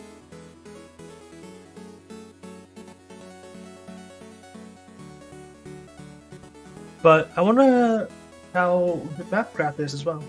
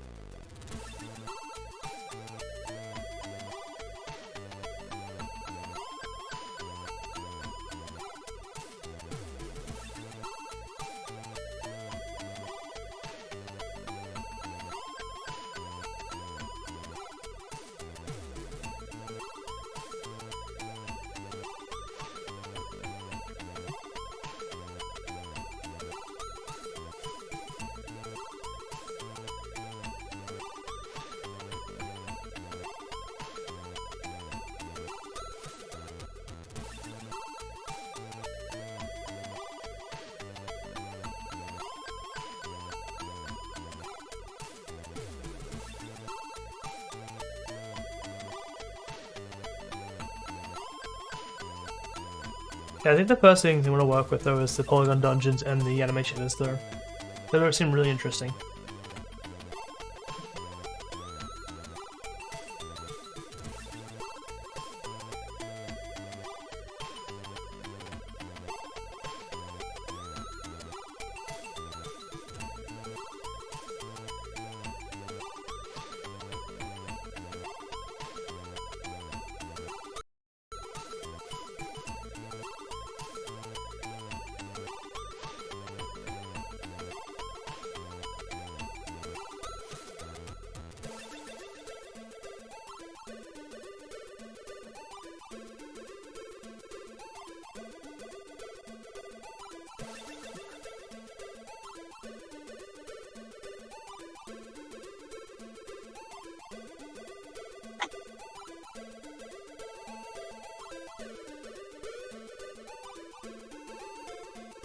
Cool, look at those first, which are the ones I mostly want to look at, so I want to look at them now.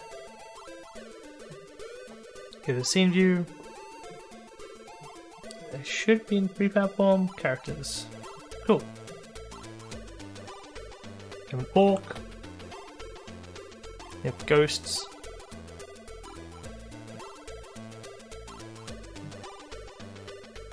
Definitely will need to work on getting a good skybox down.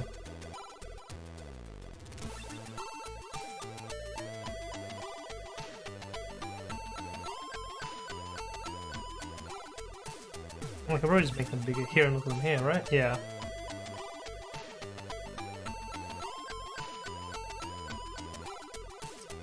That looks cool. It's a golem of sorts? Yeah. Got a knight, hero knight. I like how it's put a hero knight. Oh, there's a hero knight female. Which the difference is one's wearing a helmet, one's not. And the... I don't know, there's a lot of differences. Cool. They do have animes included as well. So let's delete all this. and just make it plain.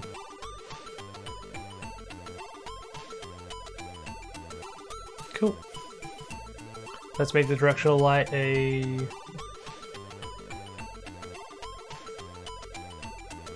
less obtrusive color, I guess. Change it to be a bit more orangey. Apply that orange a bit more. Let's add some boxes so the world looks 3D.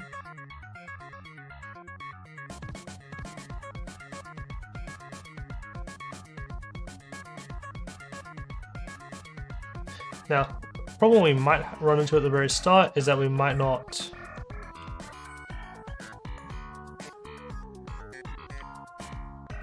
Where is that sunlight coming from?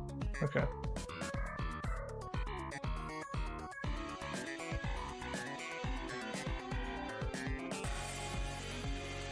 I might not be able to move the character that well. Is this a 0, by the way?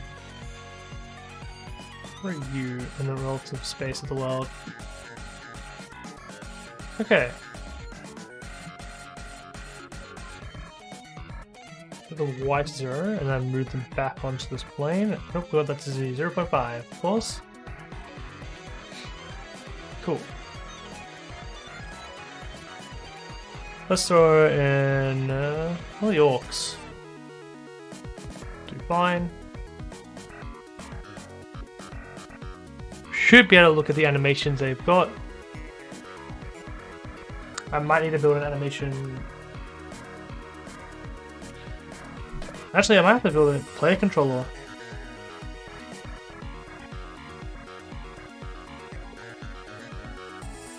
Do I build a player controller? Or do I build a world controller?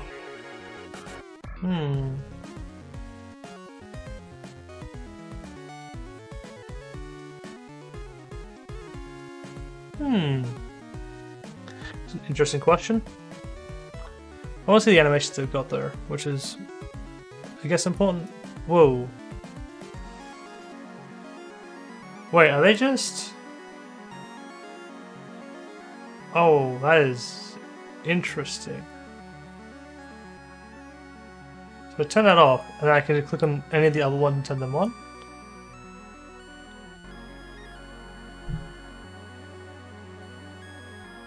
And so they all use the same animations, and I'm guessing is the go here. Okay.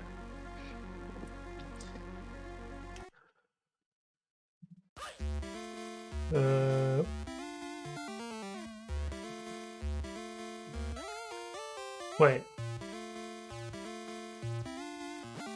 Okay, well, yeah, all the characters are stacked on top of each other. Cool.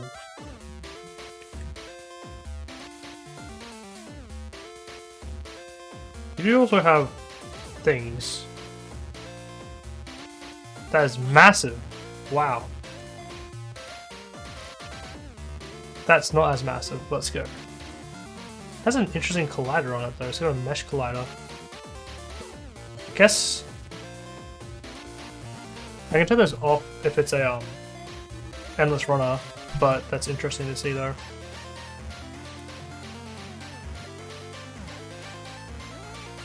These are mostly looking like dragon style burns.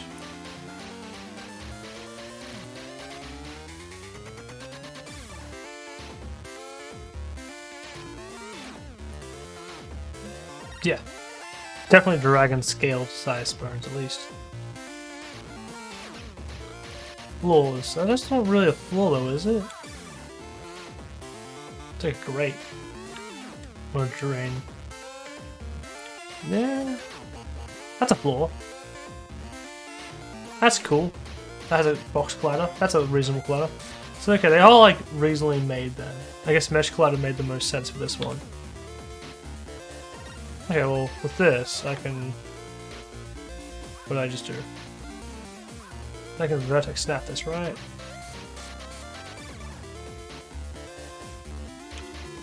And let go.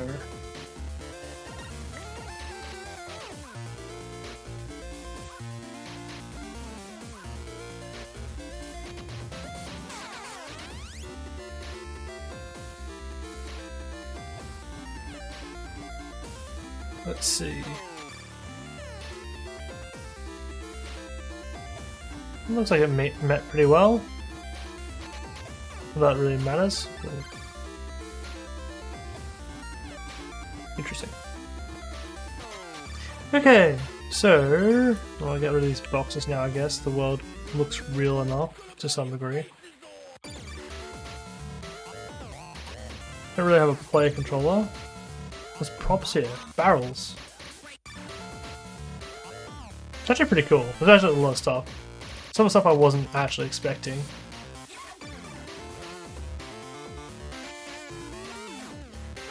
Because one thing I want to make in the future is I want to make a game similar to Dungeon Keeper. Like looking at these assets, it's enough to get like a bit started. Which actually makes me think if I look at the asset store, there's more stuff that's more suited for it, but I don't know in that situation.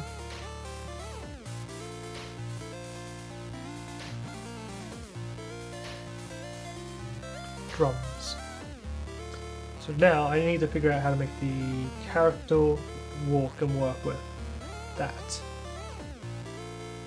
Once I've got that going, should be good. I don't know if there's a controller though.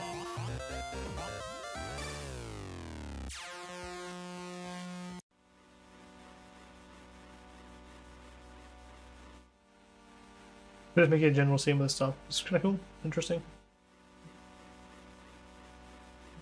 There's weapons, so we can give them a weapon if we wanted to as well.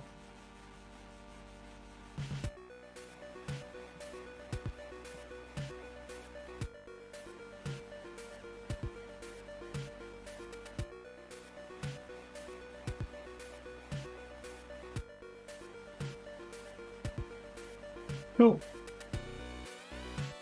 Just need to make it so we've got the characters to move, which I don't think we'll have. But seeing there's a demo scene. Probably should look at that first. It's nice and blue. What happens if I click play? Got it. 2 main characters. Okay, let's just clear this. There's a lot of errors. Bogey demo scene.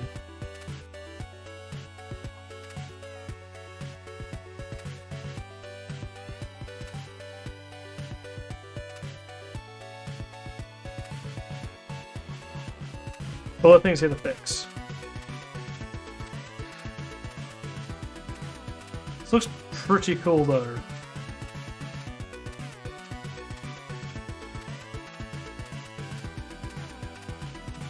Nope.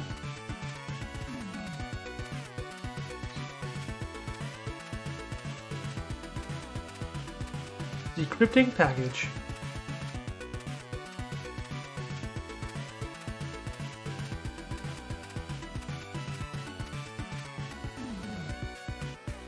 And it's gone. Alright, we're back. Alright, can I click play now? Does that work? No. Clear.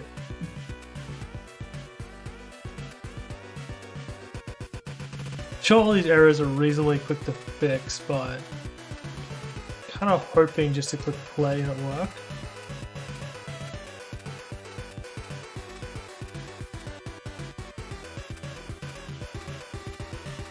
Imagining it's a fly through the camera though. Okay. So if I were to look at these, what would it say? My script will render past volume component. So why doesn't this work? What is the core reason why it doesn't work?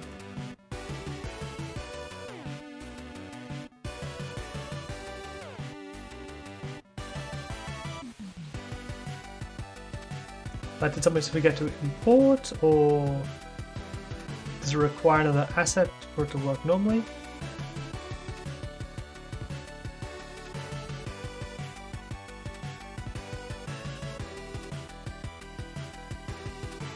Let's get an overview. Is it just everything spread out? Yeah. So if you want to look at all the individual things, just as them by himself as a tile set, you've got this option. It's a decent way of showing them off. I do like it. Nice walls. They use them normal? No. Okay. Cool. Ruin, stones. This is the dragon, yep. It's missing a lot of parts of the dragon, let's go. We've got a bunch of miscellaneous stuff. These are all the weapons. Yep. They look like all the hero weapons. These are all the shields. All the foliage. That's actually kind of cool. I didn't see that before, so that's kind of cool. This is all the environmental furnishings, I guess.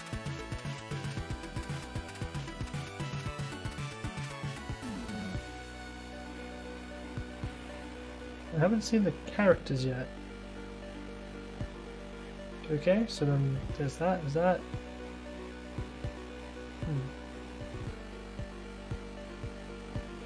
These are the floors, so these are pretty good. This is something like reasonably easy to use for like Endless Runner or Temple Runner or something. You can use these walls, you can use these, you can use a bit of those, and then you can make tiles that you kind of like place down.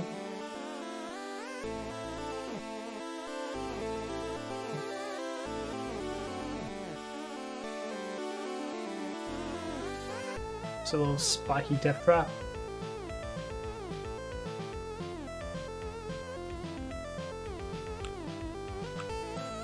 Cool, cool.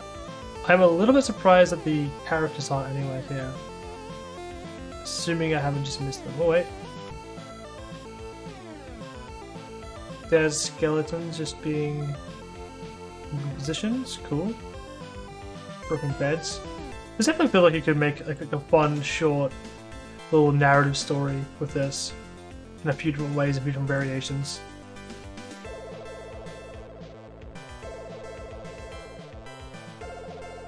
Have like some treasures at the bottom and just be a general little dungeon crawler. But yeah, there's no speed limit on flying around in Unity. Nice. There's no characters, which is interesting.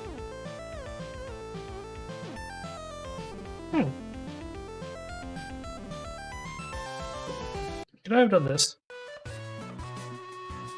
Yes. Okay. We go back to the demo scene. Will it work? Nope.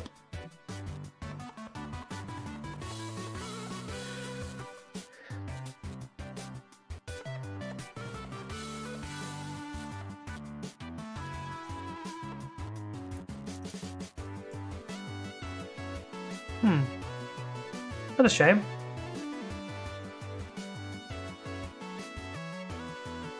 I wonder how the demo scene was meant to play. It's a camera. Camera's not linked to anything directly, so that's kind of interesting. There's other ways to link things, but Goblin Cave.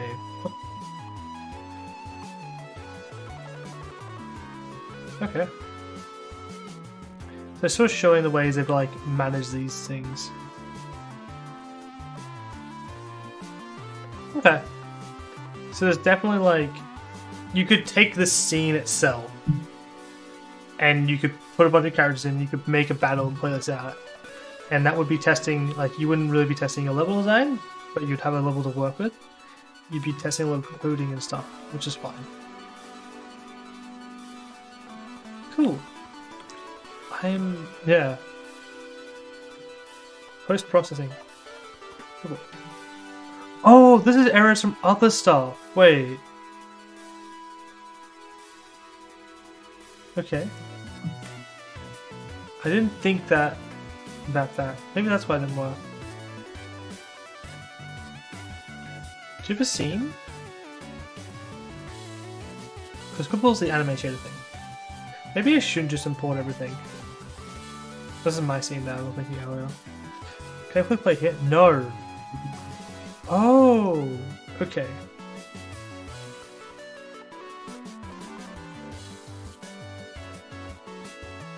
I see now.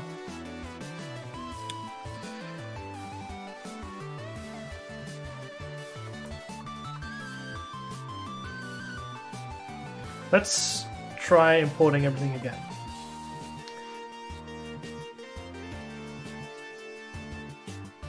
I didn't consider that me importing all this up would break the thing that I was looking at. If it's too much of a problem, what I'll do is I'll just remove the things. Let's just start with removing everything, okay? Yep. Hopefully it doesn't require me to re-download it all, but I think we'll be fine.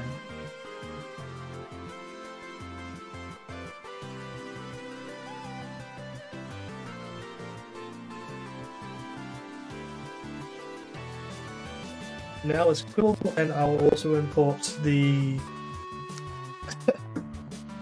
Dungeon Asset Pack.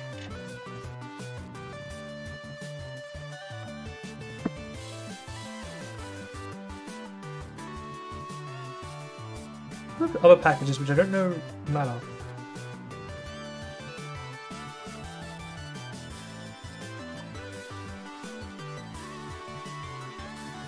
Like, what are these? Why are these here? Do I need to keep them? I assume I do. I'm just gonna click play now. Cool. There was no camera, so that was the correct response we should have seen. Okay, let's import Polygon Dungeon Pack and see if this works as play when it loads in. It'd be a shame if I got this anime shader and it was just broken. The question then would be like, what supported version of Unity is it? Cool. We'll import this. I think mathematics is an old one, right?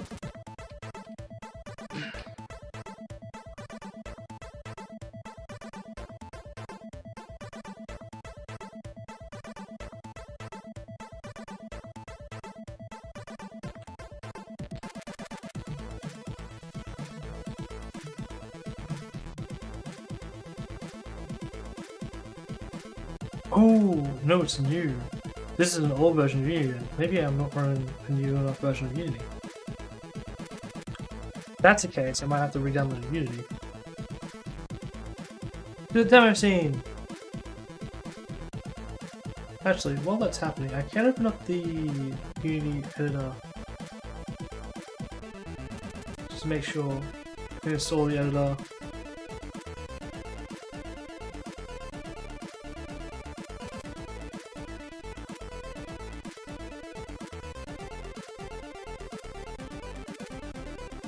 We're going to want Android.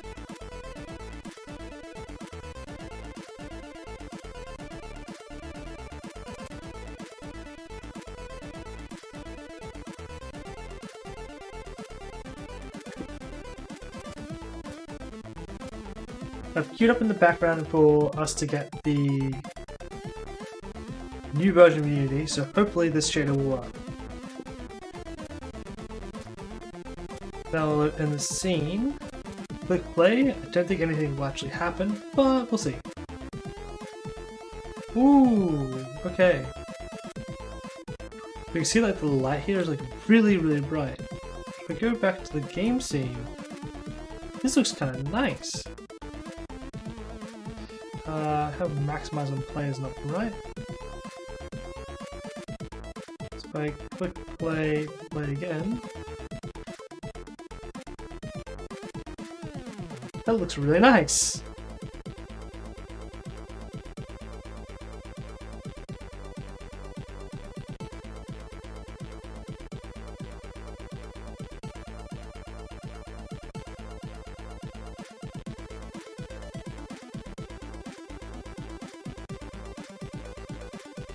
I was just using the built-in elimination processing from Unity. Nice.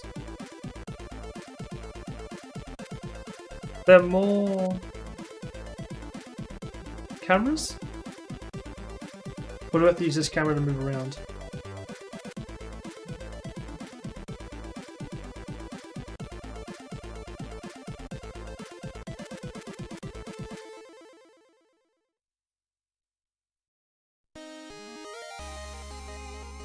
Like, how does this room look?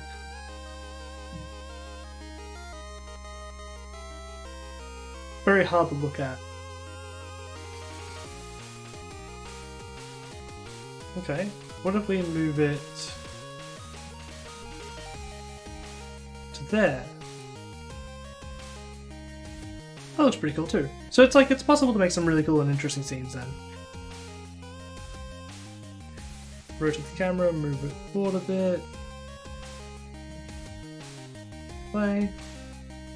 Awesome, so there's a lot of stuff we can do. Oh, it has animations too, that's cool. We'll turn in gear.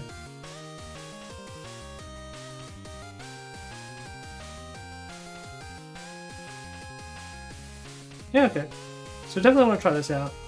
But I guess what I'll be doing now is waiting for Unity to finish its other one. Ooh, it has an error. Validation failed.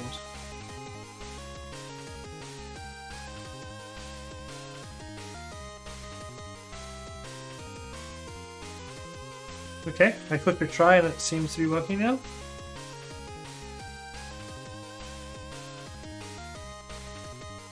Because I definitely want to see what the anime shader looks like, because the anime shader works well. It makes a lot of interesting things possible.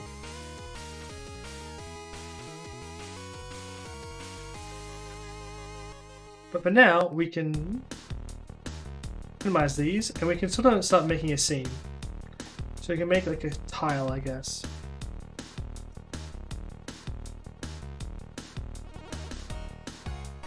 The tile might be interesting. So let's just delete everything. Can't want to do the black and white. Or maybe I run everything as on the way.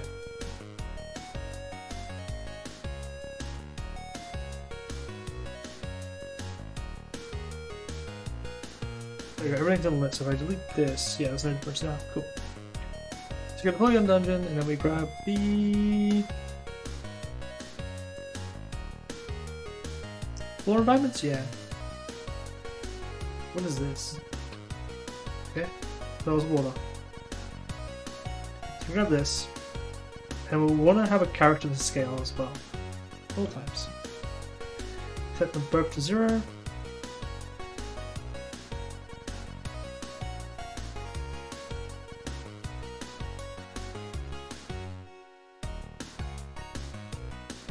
Cool.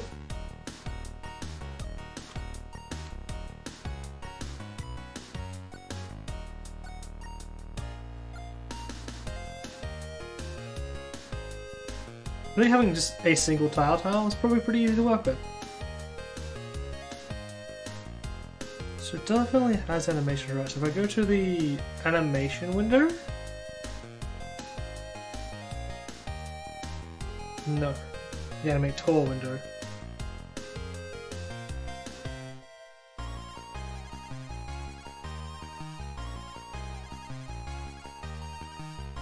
There's no way that it doesn't have animations, right?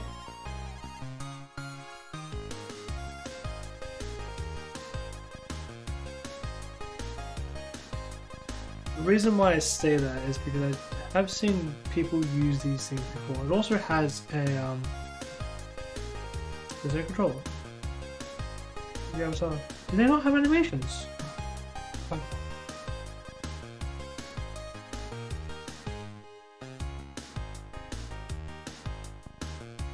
That was not something I was expecting, actually.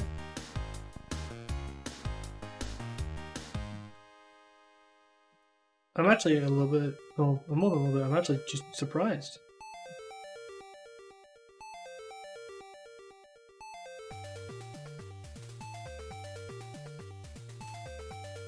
And we'll swap back to the web browser.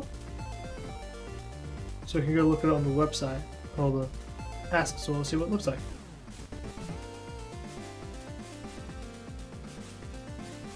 Ooh.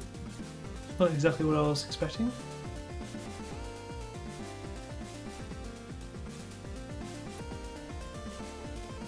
It's normally $80, so it's pretty expensive as is. Wow. We full screen this, we pause this, we can increase the quality. That's not 1080p. This is 1080p. Definitely have poses.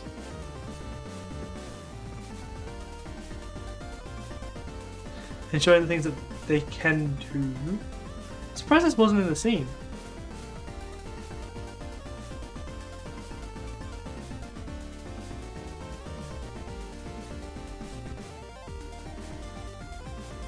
They definitely have a good way of making things interesting.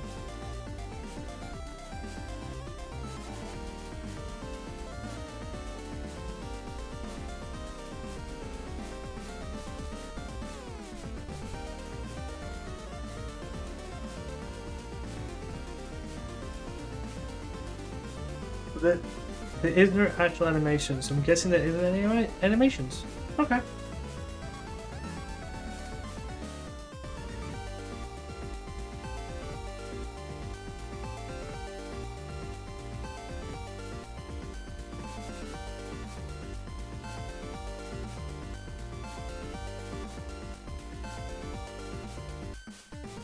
That's pretty cool. I'm curious to other things they made as well. Dungeon Realms, Fantasy Kingdoms. Yeah.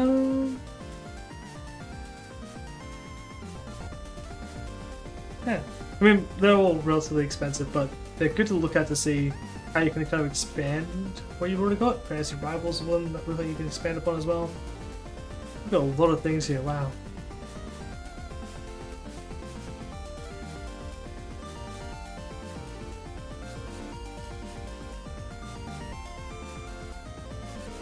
Yeah, it's just a bunch of things here. Nice. You can make a bunch of different things this way. And maybe, if you're lucky, after making 13 different games, you'll be able to pay back for one of the packs. Although they're expensive, but I don't expect to make a bunch of money. Dungeon map. What is this?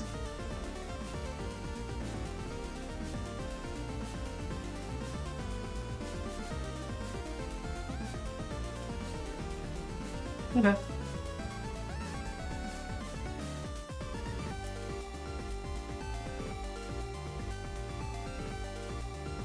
I don't really know what this is, but I'm guessing it is like pre-select layouts and stuff that you can use. Really good for D&D.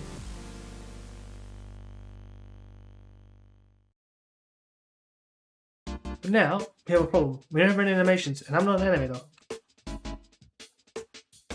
So now we have to look at something that can make animations for us, like Mixamo. I think there's a limitation on Mixamo though, is that it expects us to pay for it.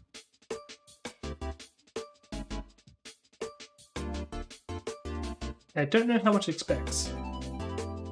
So let's set up and go from there. Use the Google account that I already have. And we'll see.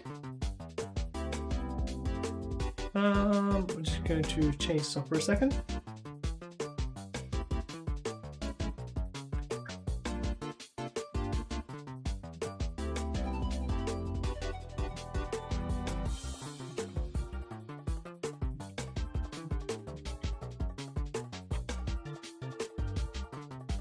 Alright, now we're back.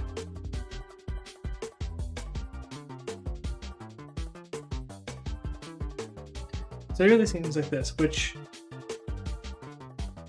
does all these animations, which is really cool. And you can grab like all these, well, you can click on different things to kind of see what they look like as well.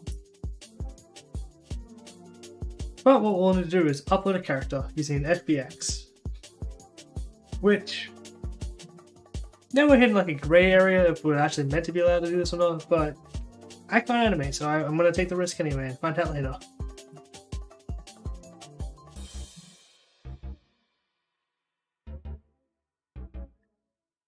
My first challenge is I need to learn where I saved all the Unity files so I can actually look at them, or take a peek at them at least.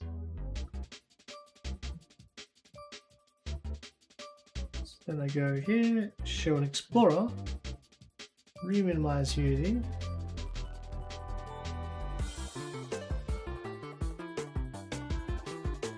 Models. Let's see if we just upload the characters.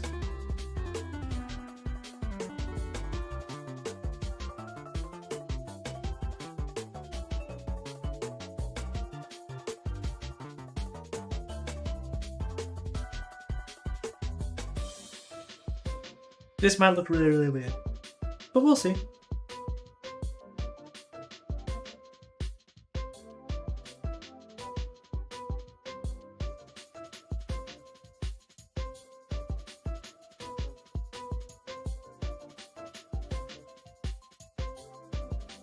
Wait, is it actually true? Nice.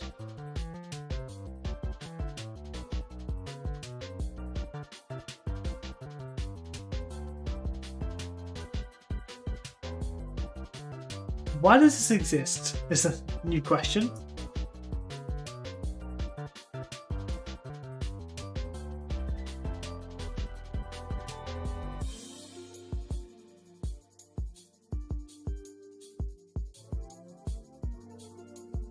Interesting.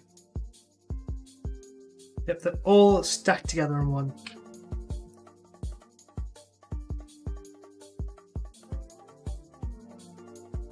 So let's actually change this to just one of the characters.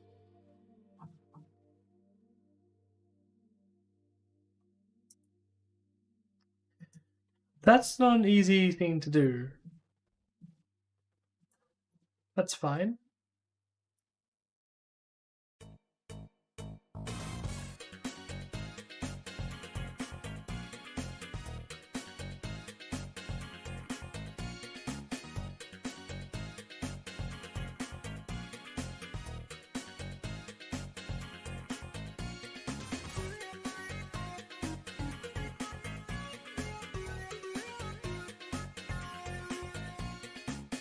Maybe I can get one of them by myself, because I kind of want to see what the animations look like. Not super jumbled together.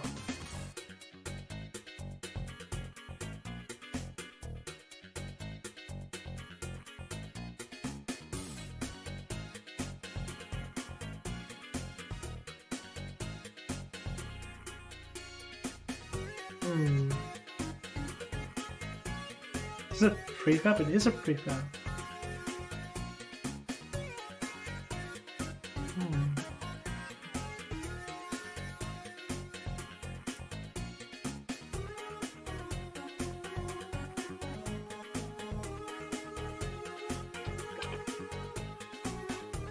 I want to use a skeleton, because the skeleton seems like it's the one most likely to mess up most of the time.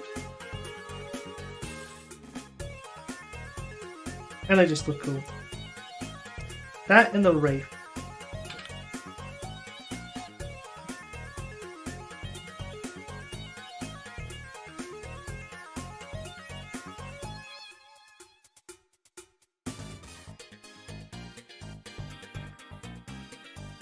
Just transition back to Unity for a second. I'll show you what I'm trying to do.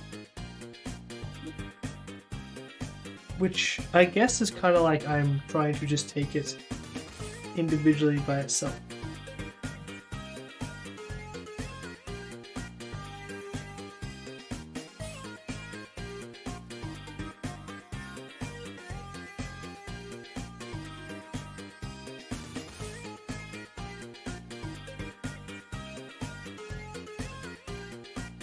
So what I need to do here is find the skeleton. I want to take this one.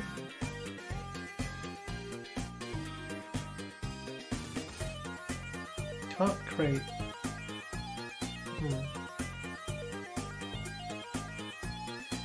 I don't know if I can export the FBX. I think. Yeah, okay. So I've got a bit of a limitation here. Let's transition back. Where did it go? It's over there now. It's rolling around. Have the time of its life. Alright, well I guess...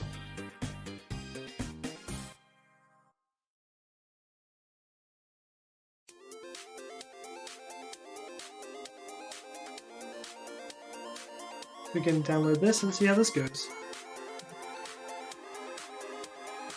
Yep. We can do 30 frames per second, but we can also do 60. I guess we'll do 60. 60 is a lot of frames per second.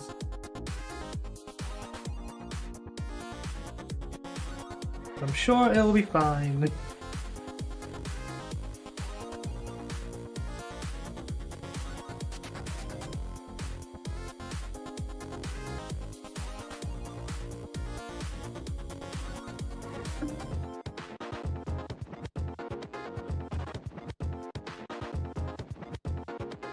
Okay, let's see what this looks like.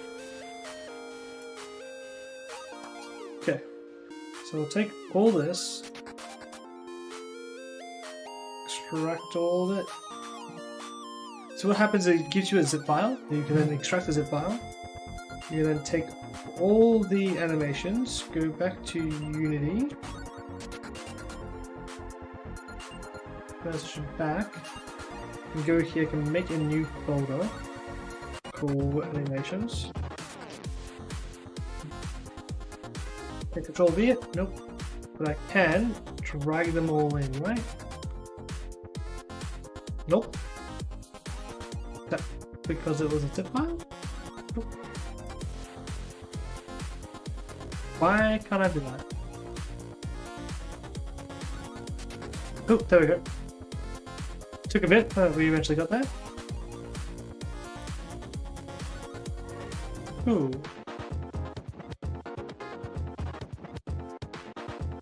Can we leave the prefab editor? Cool.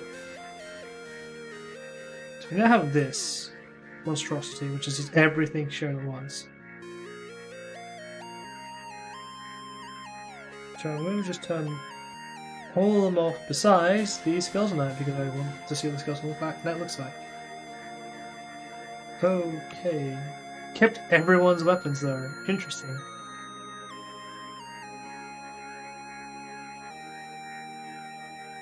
Okay, cool. Now I think I can do this, right? Oh. Has an animation. Right.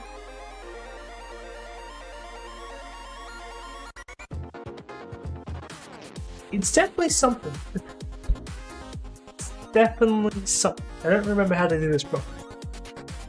I think.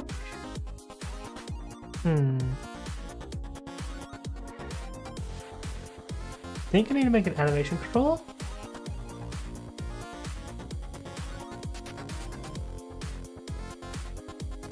Just call it general. I think that's all it really is. We have this. Okay. Cool, cool, cool. Where did this Skelebro go? Did I delete it? I deleted it, I guess.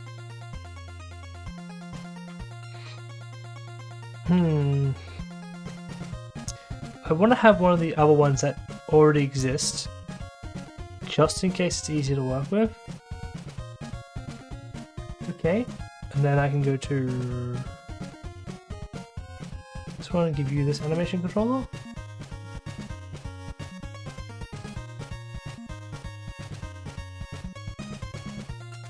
Okay, and then you go to here, then you go to here.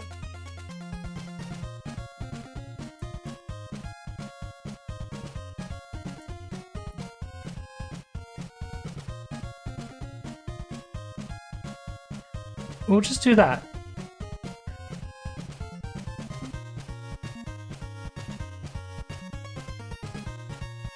There's no camera, that's fine. If I pause it, something definitely happened here.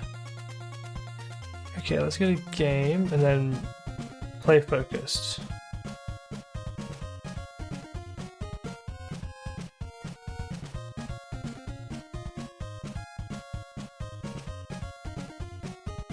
Maybe I should add a main camera. Video. Nope. Camera.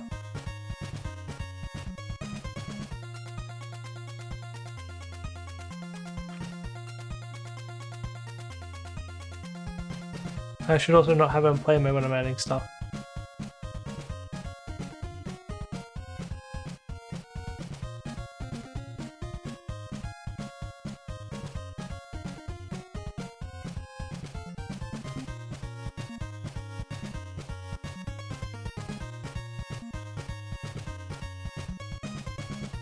How hard is it to make a scene unlit with a camera again? I forget.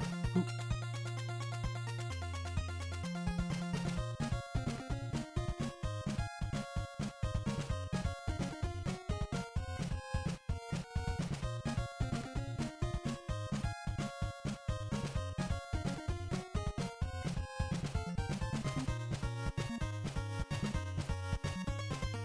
Choo-choo.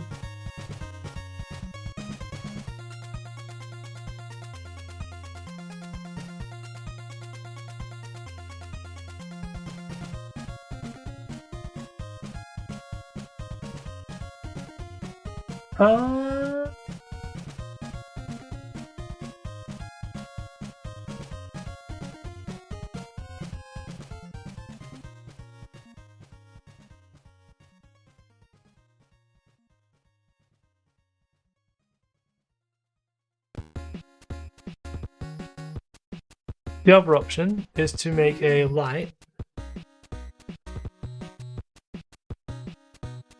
that's white, and then we set that to 000, which doesn't really matter, 000. Then we Control C, Control V. 180 on any of them, and then it should be the same as things are being lit, right? Grim.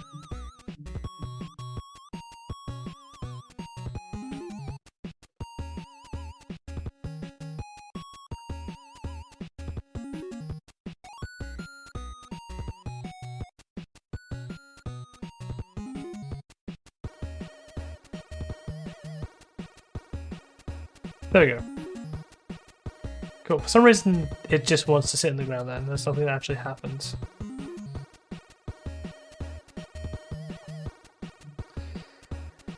Some generic clips animated that are already bound by humanoid avatar. These projections will be changed by humanoid clips. What does that mean?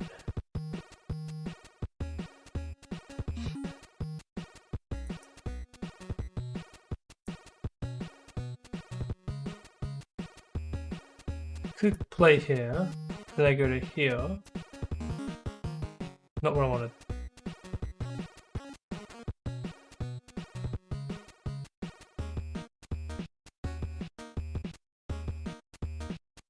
Okay.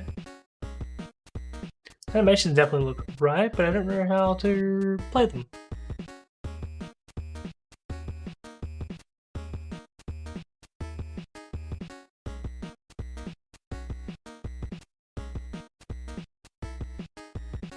Okay.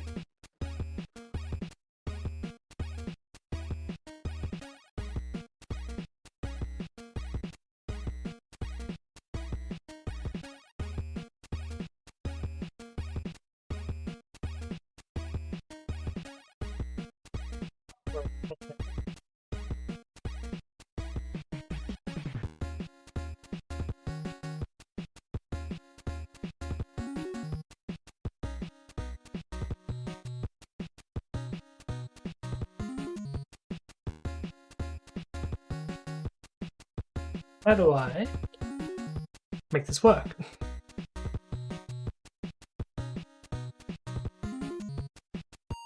Okay, there's an animation clip here, which I might be able to plug into something. Nope. I'm gonna go here and click on you.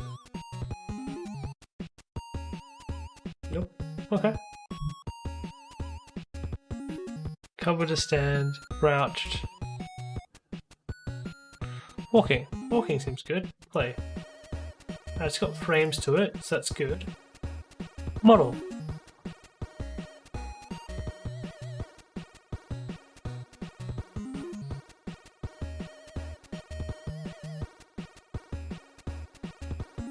Okay.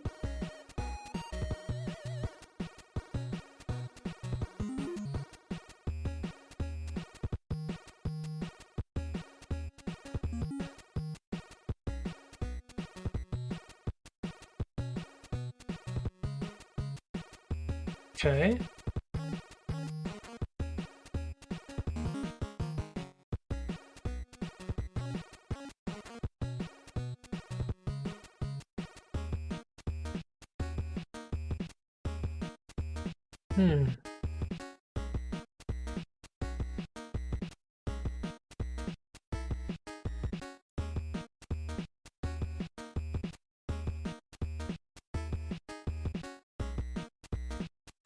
So delete these and just have the entry be there, yeah.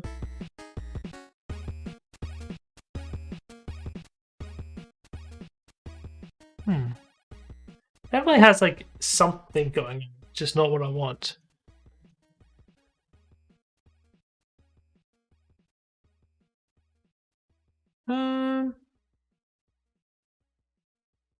This is step one to making things work.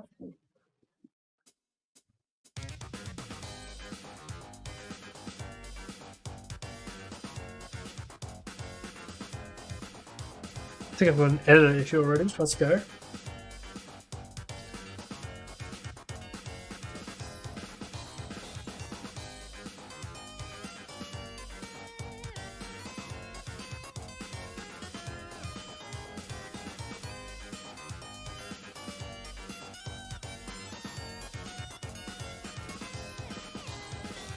Definitely have this, so it's definitely entering this, which I can rename to like walk cycle. Oh, question mark?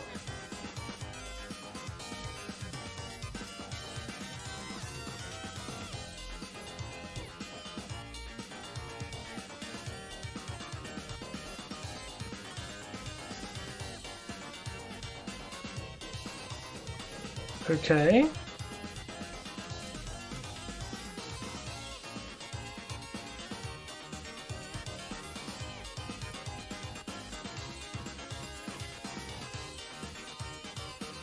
Okay.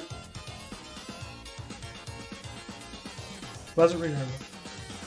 I mean, it doesn't need to be editable, so that's fine. So it would be nice if it was editable.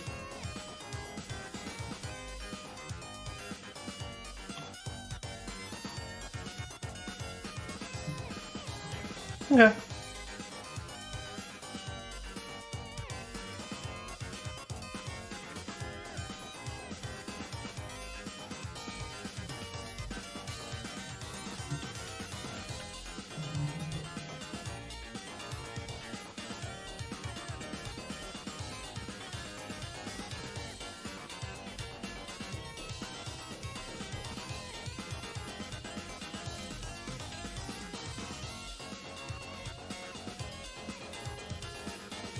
I can't see the preview anymore. What?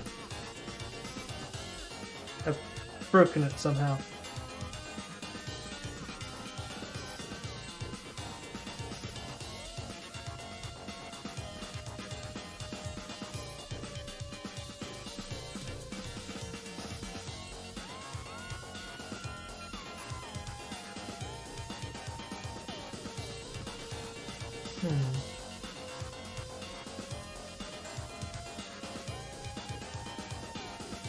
Maybe this is where we go to the browser and we do a simple search of how to import Mixamo characters to Unity. See characters, but I guess it's animations.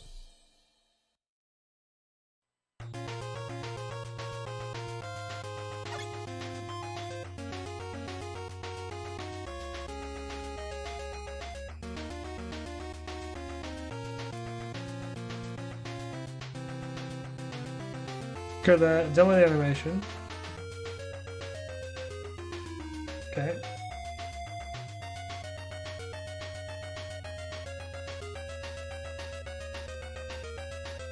Scene. Okay, you're updating a scene.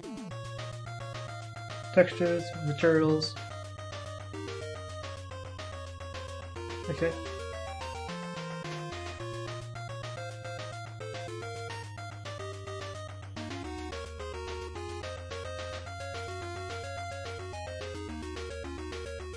Okay, we avatar, sure.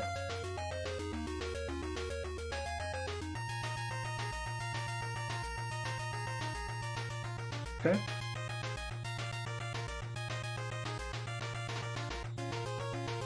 Okay, let's try that.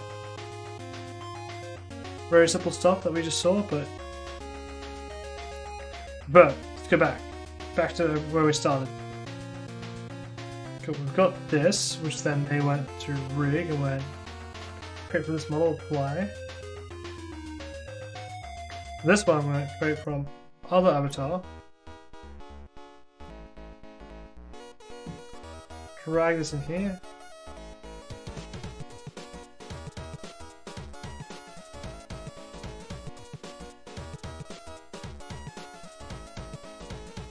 Apply.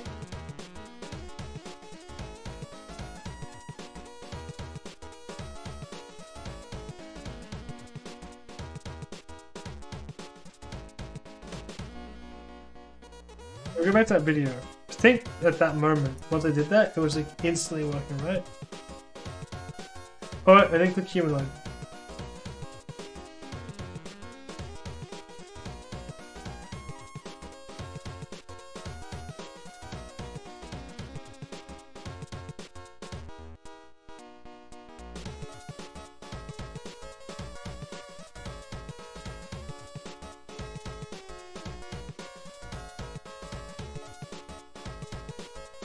My previous goal still. It makes me sad. What did I do? No.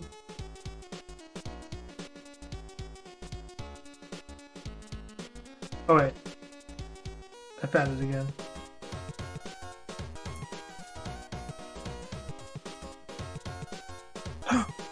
Got it!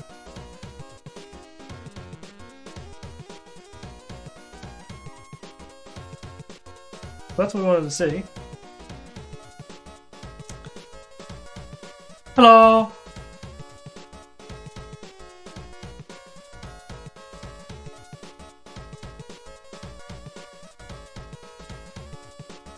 How's your day going?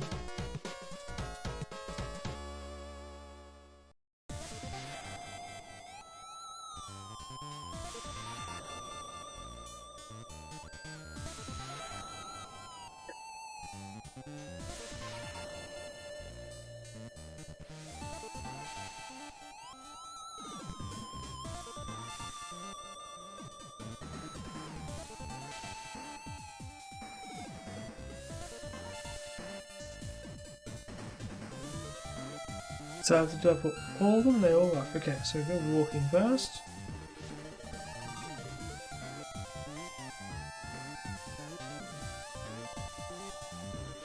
Then I go to animations and I can play walking on. Let's go!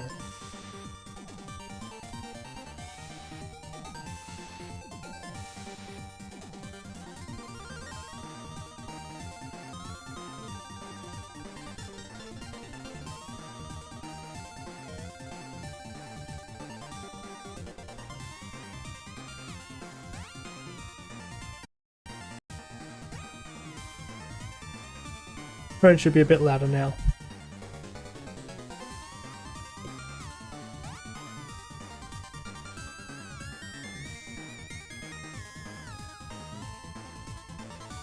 This isn't really a game, this is just something I'm messing around with and looking at. I got the Poly Dungeon art pack and I'm giving it animations, just looking at stuff.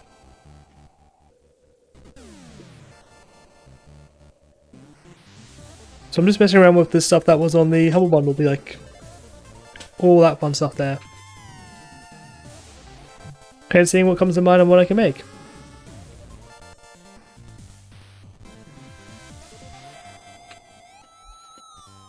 I'm good, yourself?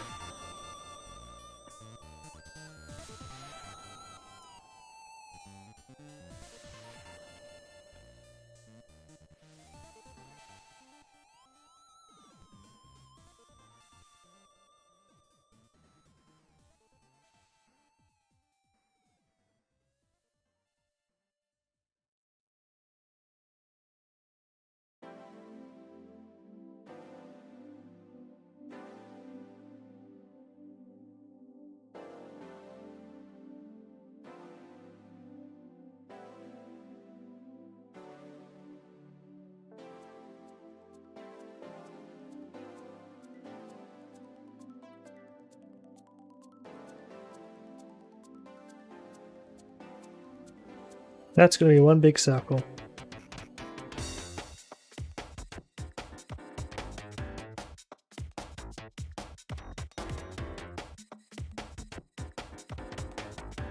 Hope you're feeling better.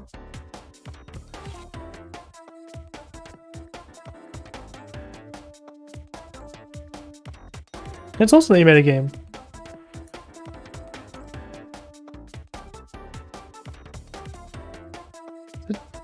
Going below the ground?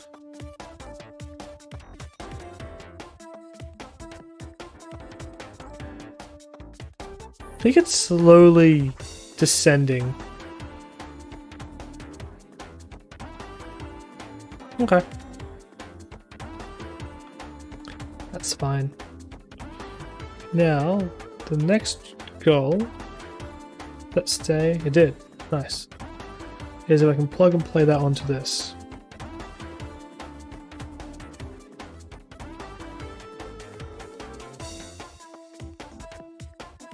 Awesome.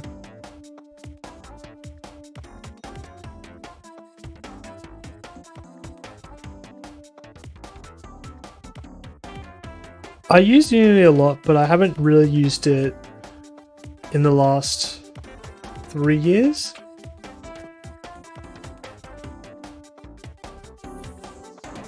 I think when I was using it like a lot was when long-term support just became a thing. And I've used it a little bit in between, but not really that much.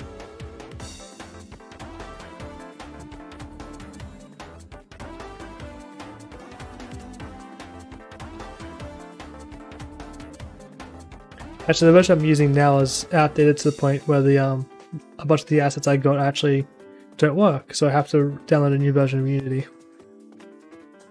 Because this is 2021. Cool.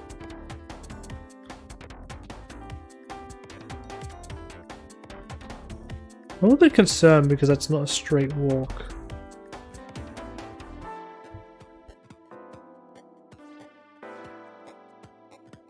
Awesome. I guess the question is, why did you end up using Unity over like Unreal or Godot Engine or maybe even GameMaker?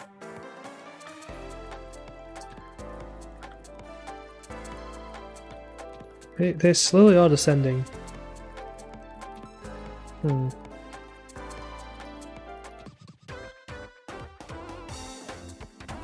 So I can probably prove this by making this really large.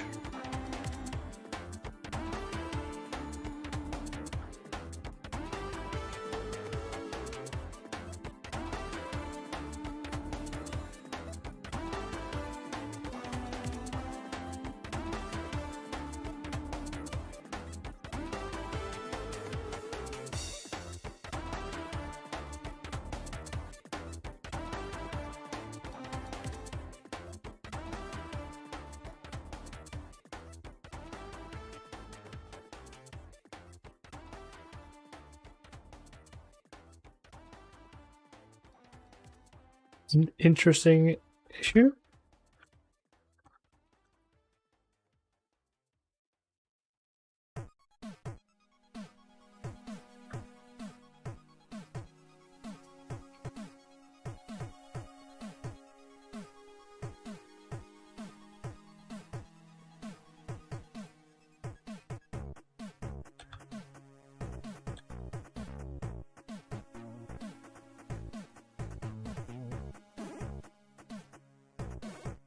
It's a pretty good reason. I know when I first started using Unity back in like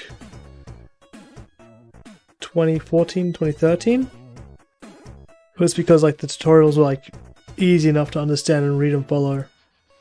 And there was a big sort of stigma at the time where like using GameMaker wasn't really a tool that you can use. Yeah, there's a little bit with that slow going down. I'm using animations from Mixamo, so I'm not too surprised that there's some issues, but that is a weird issue. The circle is also kind of a problem too. So if I transition real quick. So I'm using this sort of website because, well, I can't animate and the animations are, generally speaking, pretty good. I can download this. Can I just download it as an animation? No. Okay.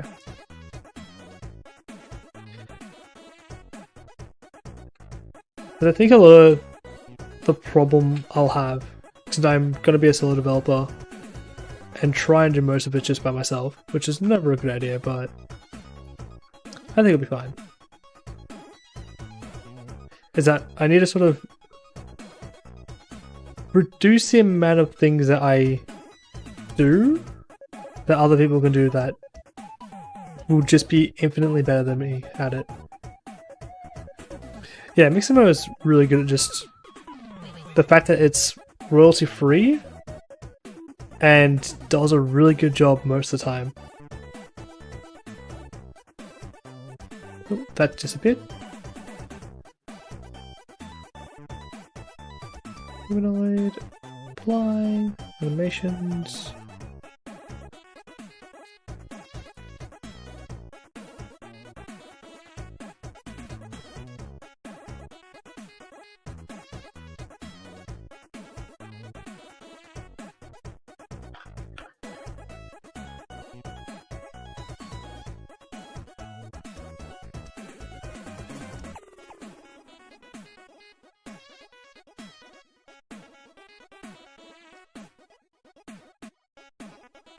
Wait, do they all just walk normally?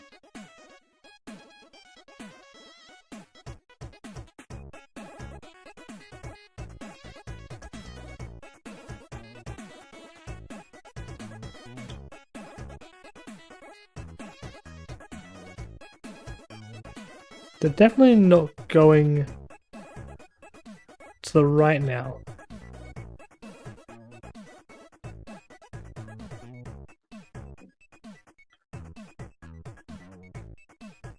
They're definitely turning to the left now.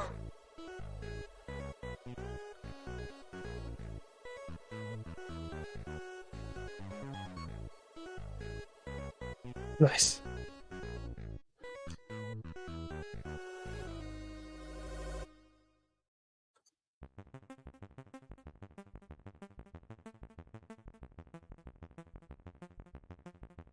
Yeah.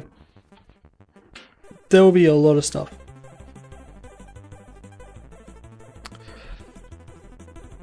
I'm guessing they are? I could probably, in all honesty, go back to this, throw this in here, delete this, put this in here, make transition between these two, and they'll probably be walking straight now.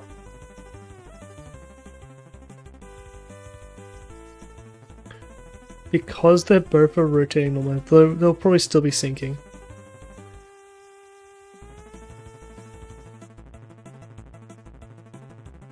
Though it does look really, really weird.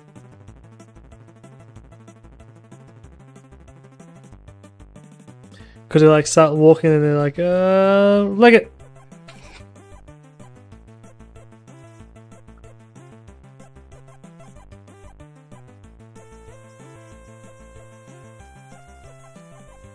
They are still turning to the left though, so that means the left is more heavy. Let's see, let's go back to Mixamo. And let's see if there's like a better animation or something. Let's just run. Oh wait, maybe if I just put it in place, that might be better.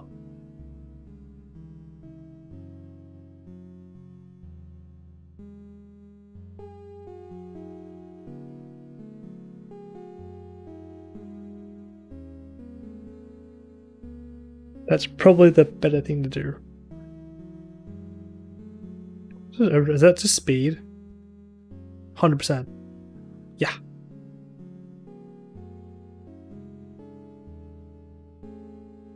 %, arm space?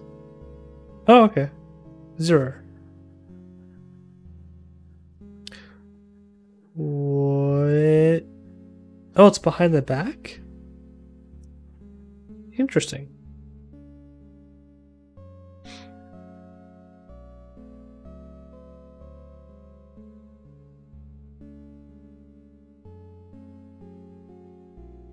That looks fine, I think.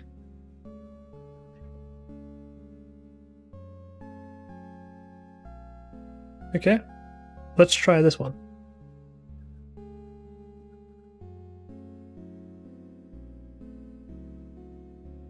It looks really weird because all the character models are stacked into one, and I could probably go into like Blender and then separate them. But there's no long-term benefit, I don't think, besides like just this looking a bit easier to read. And I'm a bit lazy.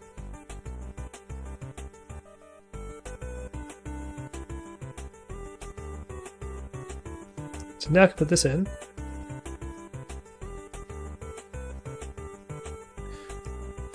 And transition back to Unity.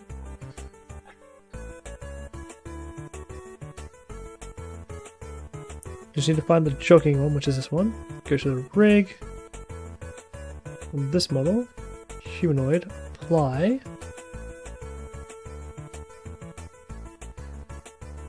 Animator. What that? This one. This one. What does take 001 anyway?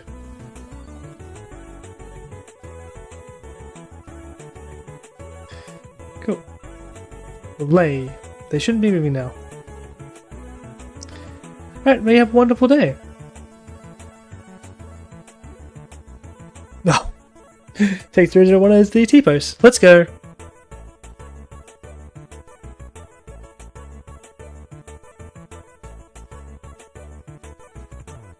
Oh, we want to increase the speed. We just put 2 here. And they're hustling.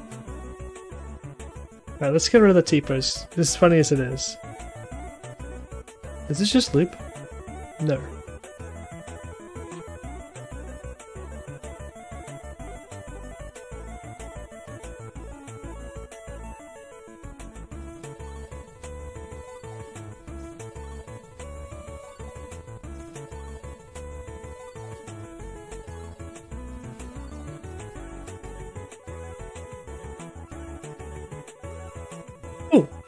Well, we've got animations working now. I think going to select animation by animation that I need is probably the better idea. It seems like doing multiple at once is a bad idea. I wonder if I can. If I rip all those out, if I can get rid of all the fluff inside of these.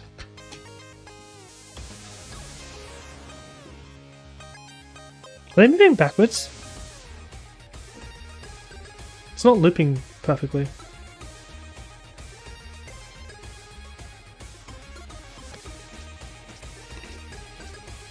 What if we turn exit time off and then don't? What do I do? Why are they broken?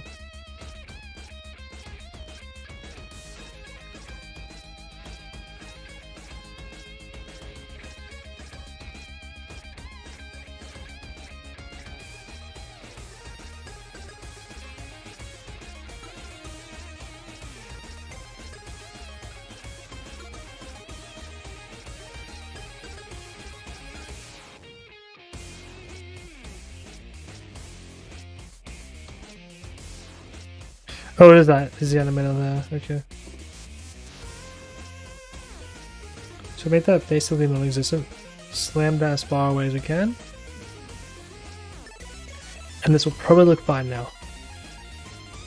Yeah. Nice! They stopped. Why'd they stop? That's some exit time. Okay. Now they're running the spot endlessly. Now my curiosity is hit its maximum peak, so we're going to turn this one off, but we're going to turn the tormented soul on. It does look.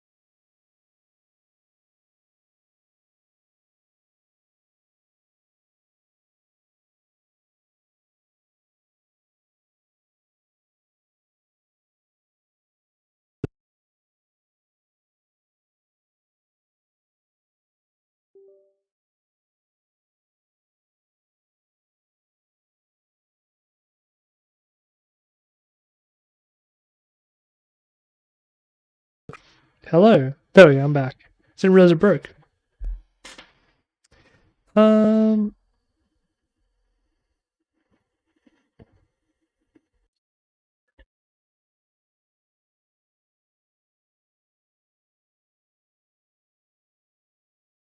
Okay, so we have to do it like that.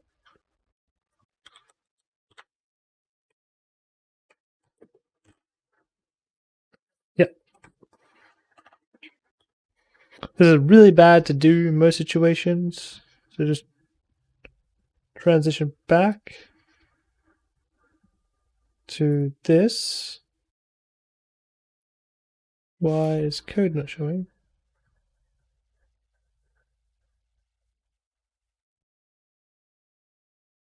This. This is the code I've written. It's not great. We probably shouldn't write things like this, but it's probably going to work. Then I'll transition to this, which means I can now unplay. Wind this, throw the code in there.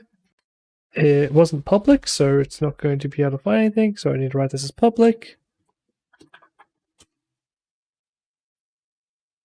We'll save that. We'll be able to transition back.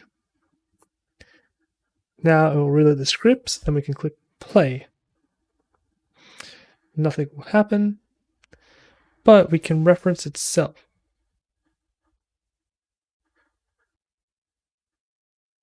So it definitely worked to some degree. The animator is doing nothing. Duplicate, make transition to itself, make transition back. 30 is probably really fast, but we'll see what's happening now.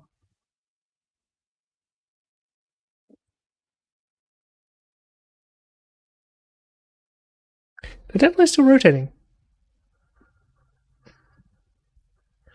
Because I didn't edit the rotation, I just edited the position.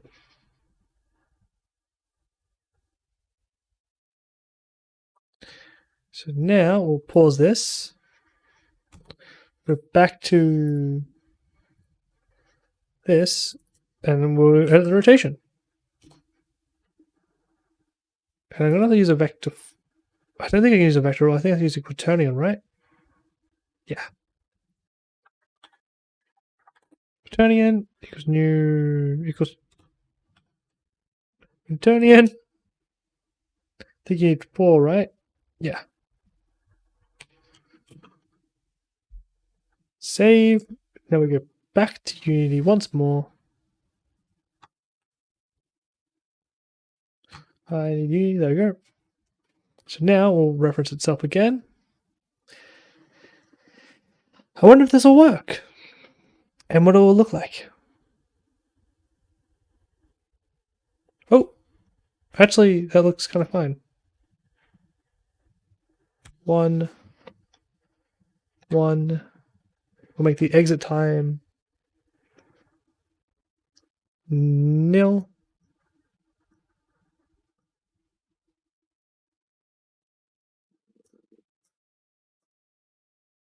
That is weird. What? Wait, how can this even be an option?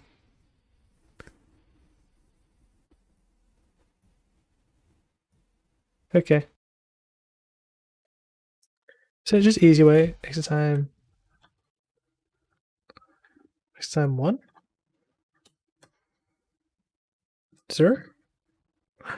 Okay, that's much better. Copy, paste, 1, 0.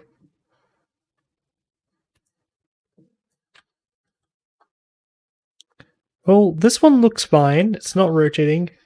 Surprisingly, that rotation change worked perfectly fine. I think it's still lowering though, right? Yeah.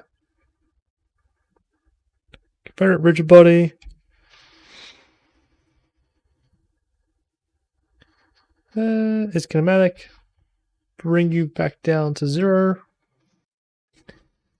And that looks fine. That looks like a running character that looks a-okay. That is surprisingly well working as a solution. I am genuinely surprised. This one's still running in circles, but this one's not. So, turns out that this piece of code fixes the problem, mostly. That, and you can write the code to take itself. I think you can do that by just doing this, right? You can write that, and then it'll reference itself instead, which means you don't need this. And then you can take this, which means you don't need this. So you can write this like this instead.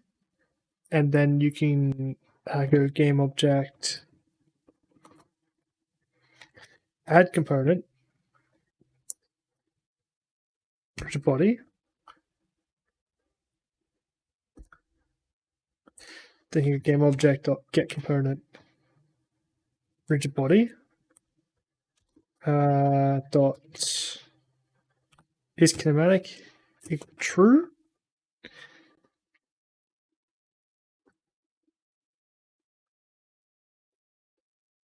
think now we go here and we transition back to Unity. We unplay, we click on this again. Just called set Y. We click play, it should get a rigid body, it should be kinematic, and it should no longer rotate in a circle.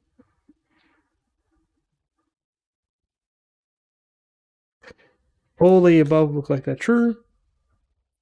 And now just to accentuate the point, we make these 30 because we know 30 goes by really quickly. Go to scene. It's doing something.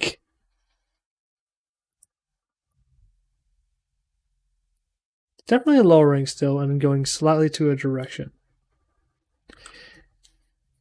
Given every second, it's running through 30 seconds real time.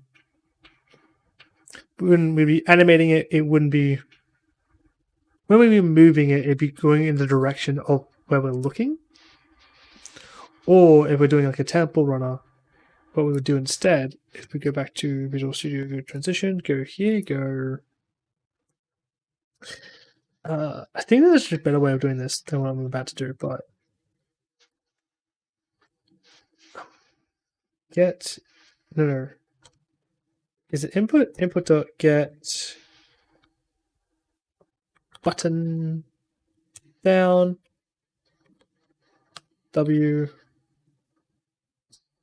Oh, it's it.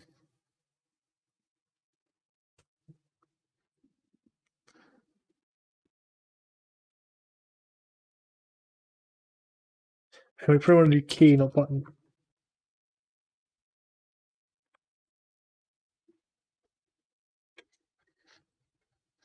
Right, something like that.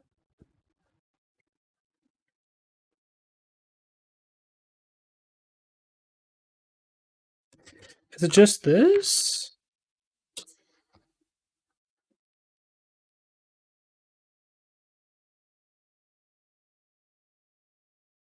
Hmm.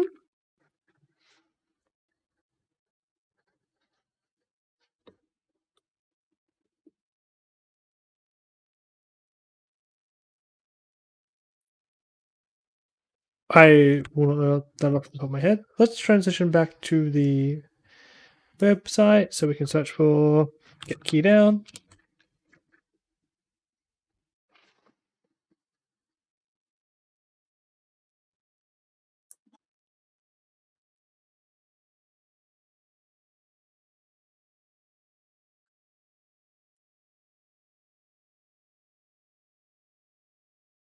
Oh, it's different.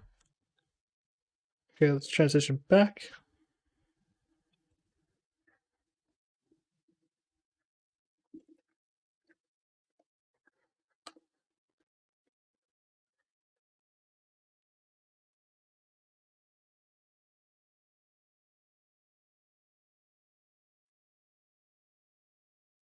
Game object dot transform dot position dot. Let's go x because it works equals game object dot transform dot position dot x plus 0.5 f.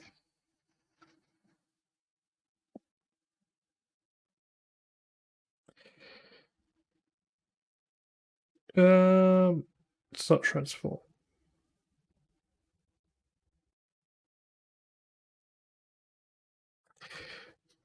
I don't know these off the top of my head anymore. I know there's a way you can do it with velocity. Actually, we can just do velocity, right? That's fine. Game object dot get components body dot velocity dot x equals plus equals 0.5 if game object dot get component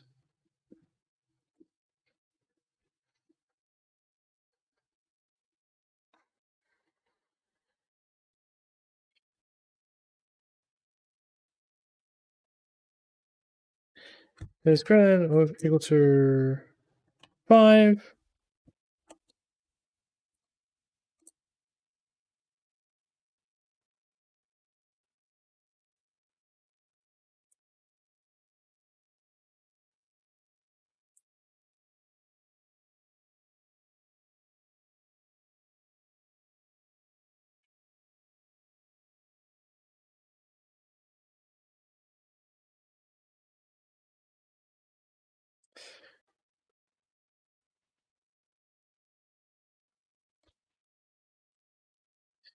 Pretty sure I want a new vector 3 here.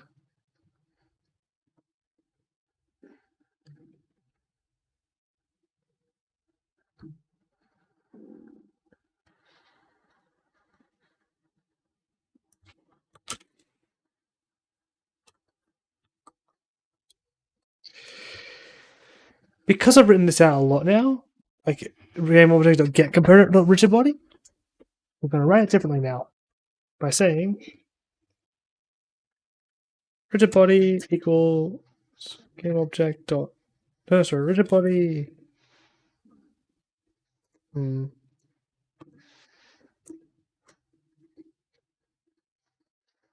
I do lowercase?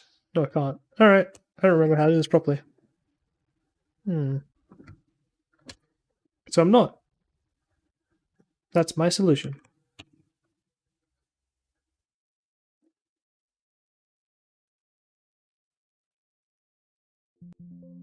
Oop.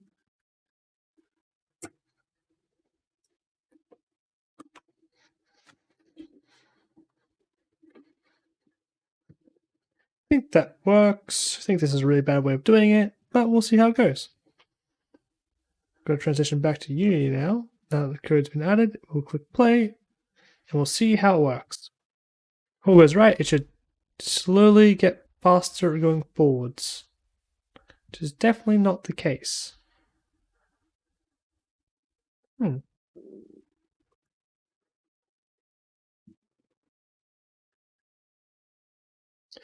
Oh, I should not be running that in the update stage. I should run it in the void start stage, which is the add component part. Just move this up, transition back so you can see what I've written. Cool. That I want on the update stage. That's fine. That can be on the start phase too. We don't need that being reset every time. Oh, I didn't press W. Maybe that's why I didn't move. We'll save that. We'll go back to Unity. We'll transition back to it. We'll click play.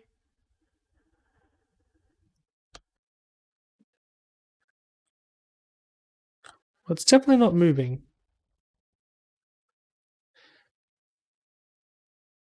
Let's try changing the key code to space though.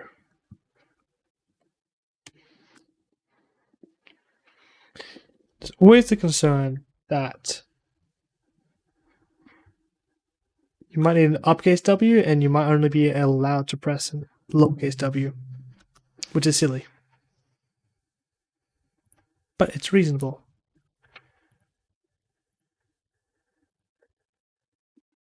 Close function, the update function. So let's see. However you use it is the input will get key down, key code space, and then it'll print this. So having a print might be a good idea just to make sure that the key code part's working. So let's do that. We just copy paste that, we can save that, then we can go back to Unity. Nope. Maybe we can go back to Unity. Let's see. Click play and see what happens. Look at the console so we can see if anything is shown. Cool. Press spacebar a bunch, our velocity should go up a lot, but it's not. We're seeing it is getting pressed, so we know that that's working to some degree. Okay. Now what we can do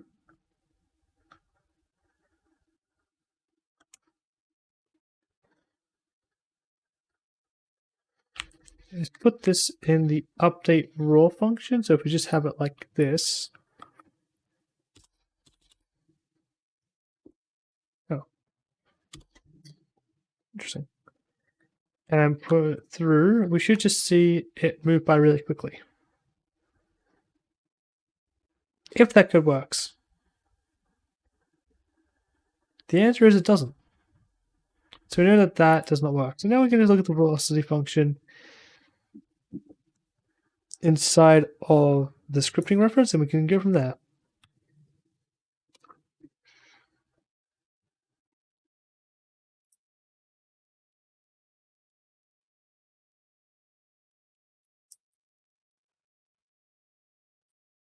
So they do a fixed update.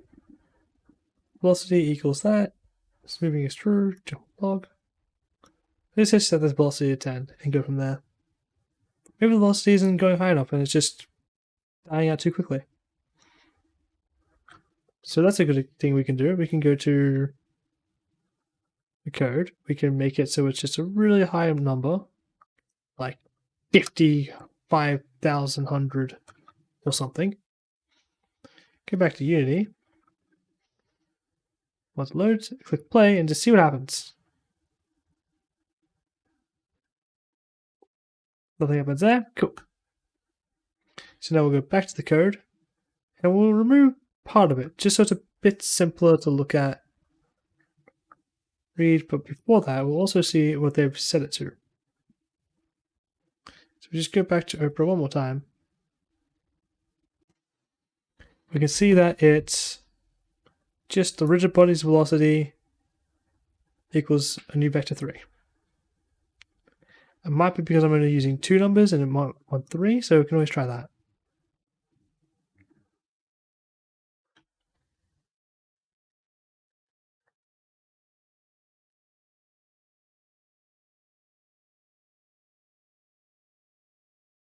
Okay. So let's try that now. Let's go back to let's take a look at the code one more time, make sure it looks fine. Let's just say it equals, not plus equals. So space key is not needed, so this is effectively just non-existent. I don't remember the shortcut to comment things out. But that works. So that doesn't exist right now, so we've only got these 4 lines really doing things. Go back to Unity. We'll take a look and see if it works. Definitely didn't do anything there.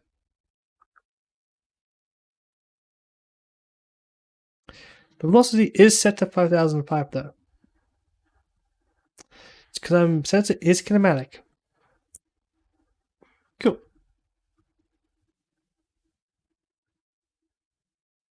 So let's turn kinematic off now. We'll bring this down to a reasonable number that we can see, maybe like 2.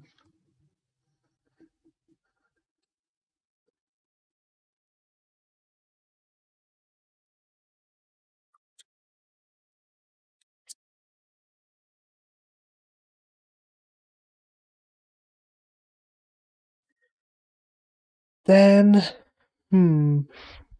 because it's no longer kinematic, it's going to try and float away again. surprisingly, like everything in life. So what we need to do now is we need to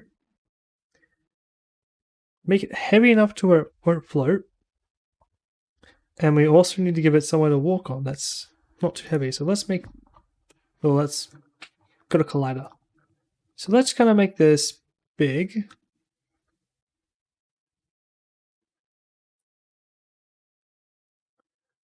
For now. Just so we've got somewhere to be.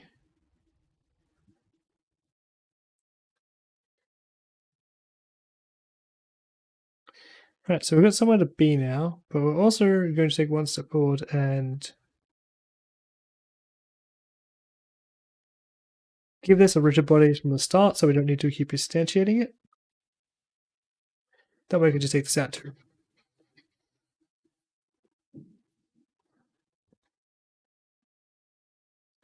And we can also just look at things and see what's happening. Like, why is it floating? I think if I just give a cube the same thing, right? 3D object cube, move in the air, give it a rigid body, press play, we'll see two different results. This will float, or phase through reality. And this will... Oh. I can pick this up and boop. Now let's slow down the animations because we don't need them to be that quick anymore either. That's something that's important now.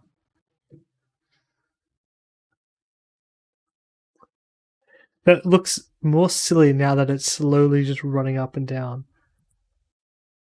You coming back? There goes my hero. Oh no.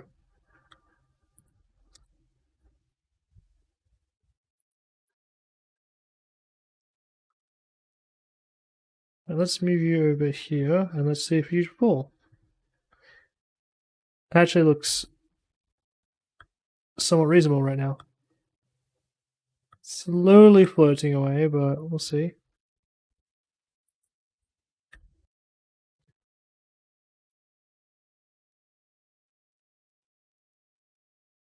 10. Coming down, let's go. You don't have a collider. Okay, I'm going to set you to 100 while I try and give you a mesh collider. And I'll set that to 100.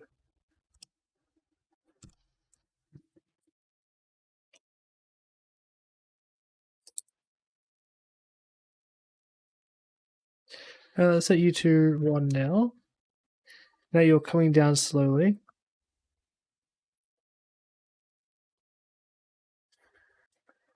Give it pause. Going to give you the mesh collider instead. Convex. You don't have one. What's happening?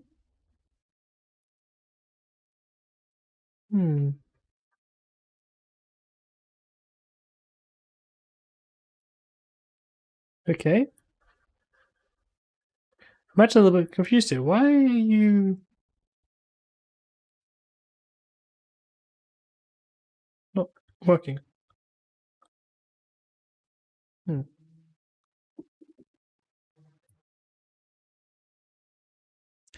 Well, thankfully it doesn't really matter that's an accurate collider or not for my project that I'm working on. So we're going to remove this. And we're going to give you a box collider. Because you deserve nothing better. Oh no.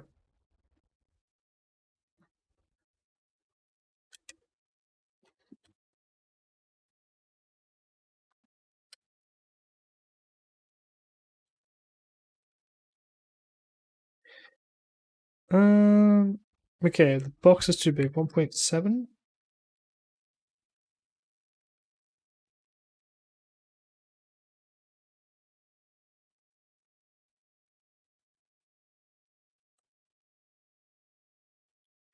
We can go to isometric.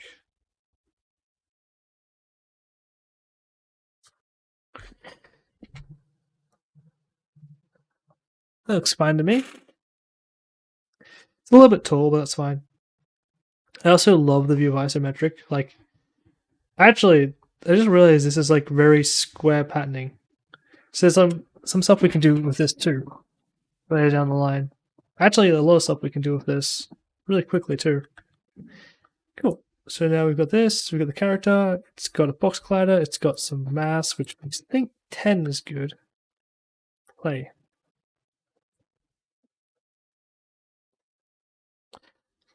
I like how the box falls faster.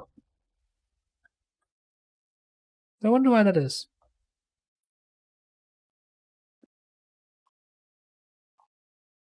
I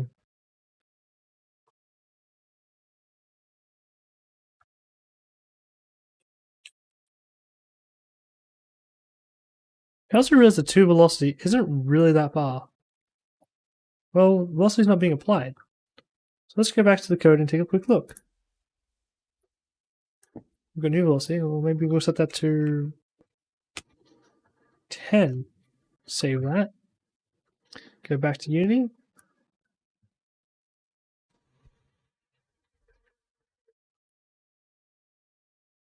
Make some distance now. Okay. What we're seeing here, well, we're seeing velocity, but it's not really. What's happening?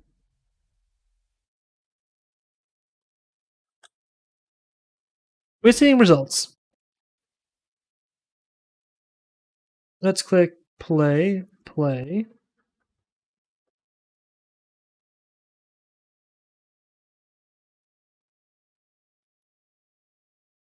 We'll play unfocused. Don't really need to be in game view for a while still.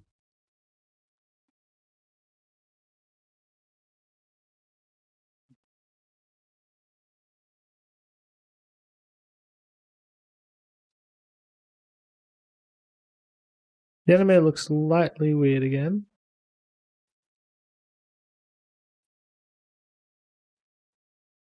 Transition looks fine though, so I'm not sure what's going on there. Okay, we'll click play. We'll go to this code, and then we'll go to 100. We'll go back to Unity once that's loaded. Transition. Play.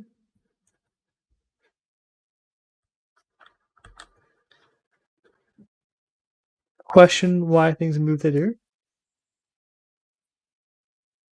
They actually get, yeah, flipped away.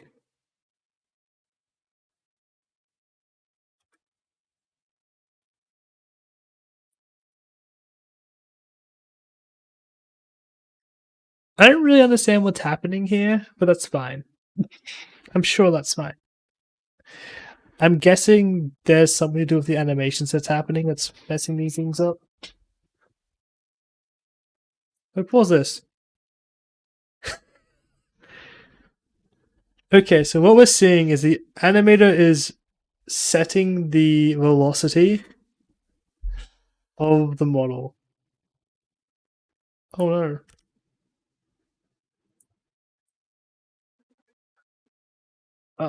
That's tragic. Also, why did it bling off that way? Is this the X?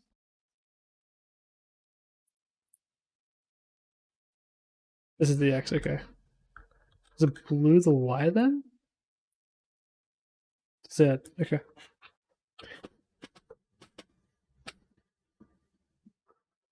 Okay. That makes sense, I guess.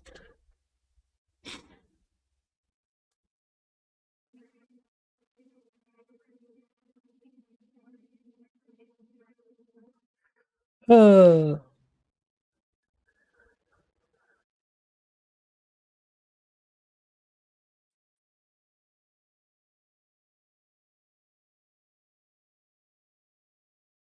Alright, well, I'm gonna go offline for a bit while I figure out what to do with this.